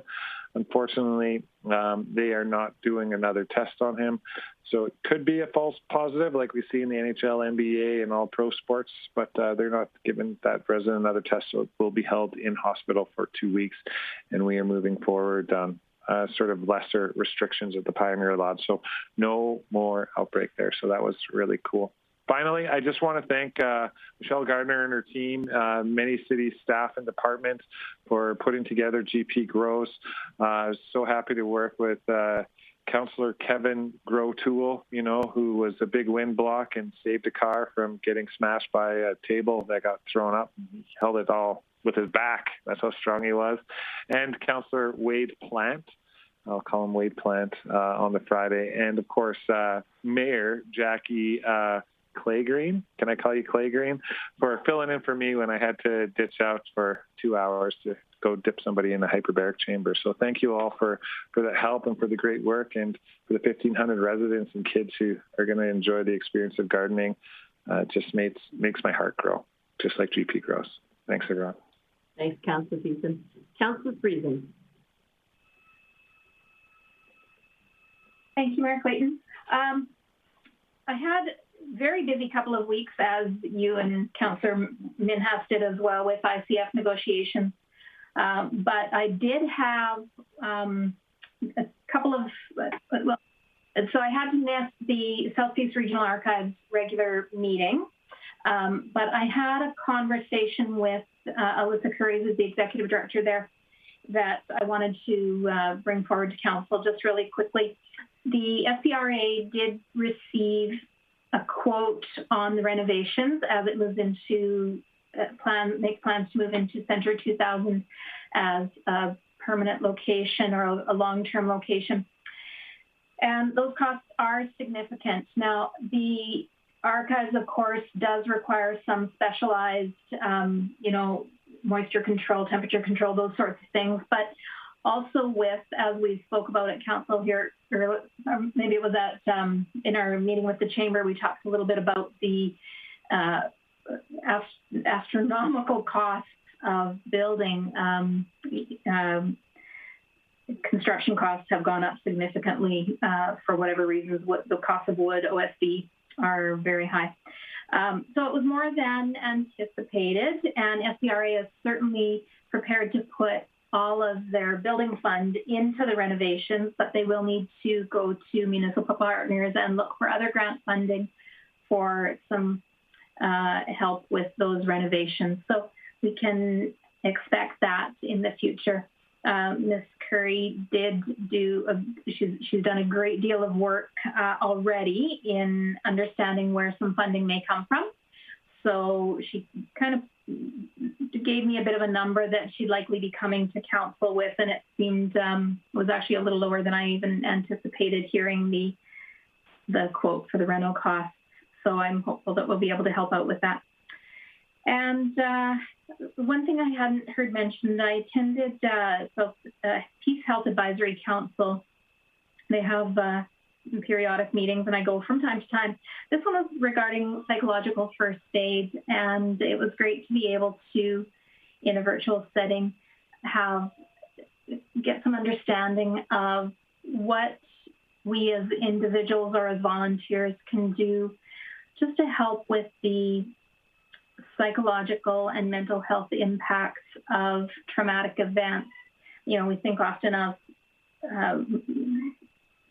acute traumatic events like the wildfires and floods and things that we sometimes see people coming into our city as a result of. But I know that also on our minds lately has been the psychological impact, the mental health impacts of this long-term pandemic that we're all in. So I just want to thank the Peace Health Advisory Council for that particular education session that was available to the public. I certainly enjoyed it, and it was a really well-attended event. Thank you. Thanks, Councillor Friesen. Councillor Palat. Thanks, Mayor Clayton. As Councillor Thiessen alluded to, we had a couple committees together. I'll start off with the economic development. Can't say enough about this committee. We went half an hour in overtime once again. It's always tough to get through our agendas when we're meeting more regular than we said we were going to. Want to thank Rebecca and her team. We had a good conversation about the health sector development strategy we want to do, and it feels like funding might have been already found for that. Also, we've been talking extensively about an angel investor network, which administration within the economic development department has graciously said, hey, we'll help out with that to get the ball rolling. And so just, really want to thank them, economic development, the group. Keep teasing you guys saying, hey, we've got these great recommendations coming. Hoping they're coming in the next council meeting that we'll look at. But there's been a lot of discussion, and again, I want to thank that committee. I can't thank them enough. It's just how dedicated they've been on it. From there, I had a storm board meeting. Just want a couple notes. We have a golf scramble coming, hopefully August 19th, if the world allows. AJHL is still operational. The team is currently 7-8-1. They got a game Friday and Saturday against the Sherwood Park Crusaders, so hopefully we can get a couple wins and the boys can get ahead of them. We're actually only 3 points out of second currently. So the good thing right now is if you do want to watch Storm hockey, you can just go on AJHL web TV live and you can actually watch their games. And so they're getting more traction. So if you do want to watch or you want to participate in the 50-50s, I'd encourage you to do that. From there, as Councillor Thiessen also mentioned, we had our airport meeting. It was interesting to find out their airports. Currently, our airlines are giving us kind of monthly schedules and updating us weekly. So pretty hard to get consistent scheduled times from any of the airlines right now. Unfortunately, the Air Canada bailouts didn't really help our airport getting more flights in and out.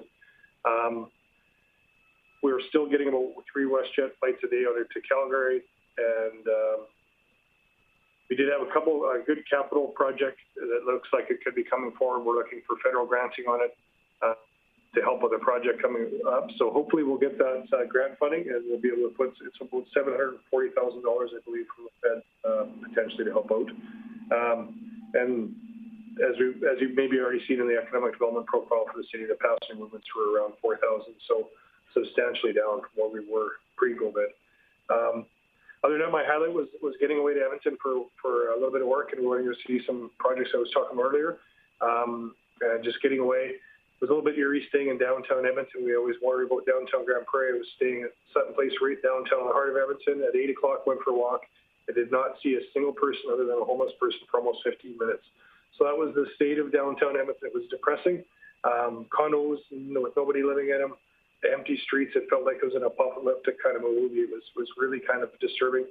Granted, it wasn't without warm up at night, so there wasn't a lot of patios open, but just to put in perspective what's happening in downtowns and other parts of the community of the world that aren't great either. I know a lot of people are concerned about our downtown, but I felt a lot safer walking around in our downtown than that one. It just not quite of the heebie-jeebies of just walking through an empty concrete city for that long. So that's my report.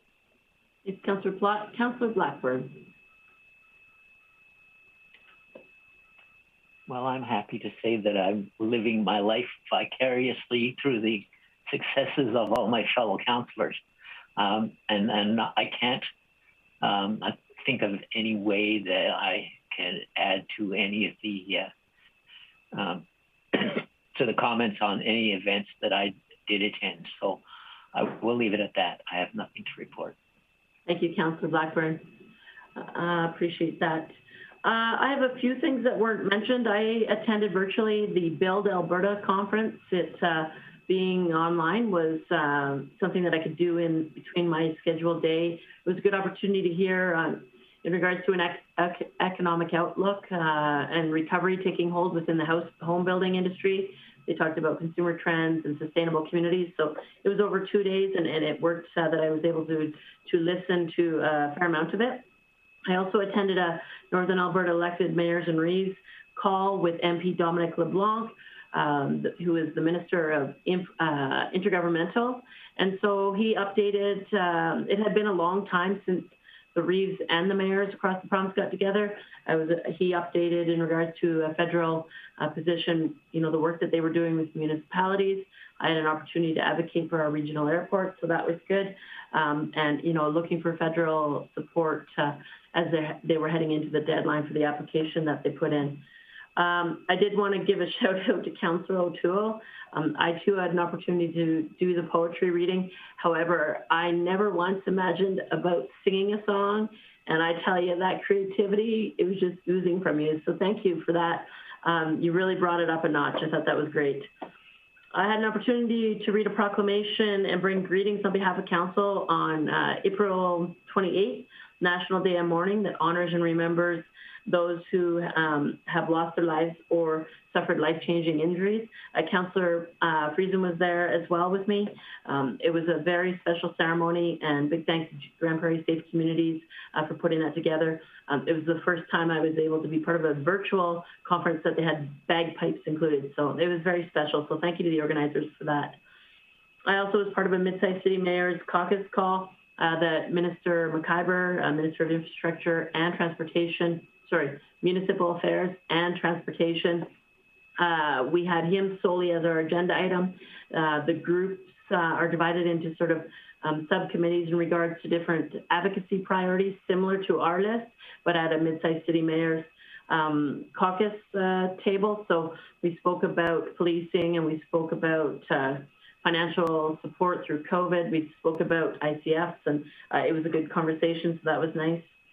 I had a phone call with not new, but fairly newly appointed AHS board member, Amanda, Natalia Reimer, sorry.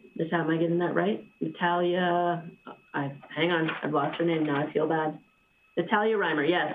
And so I had worked with Natalia in the past through the Grande Prairie Regional College Board of Governors, and now she is on the AHS committee as a Northern representative.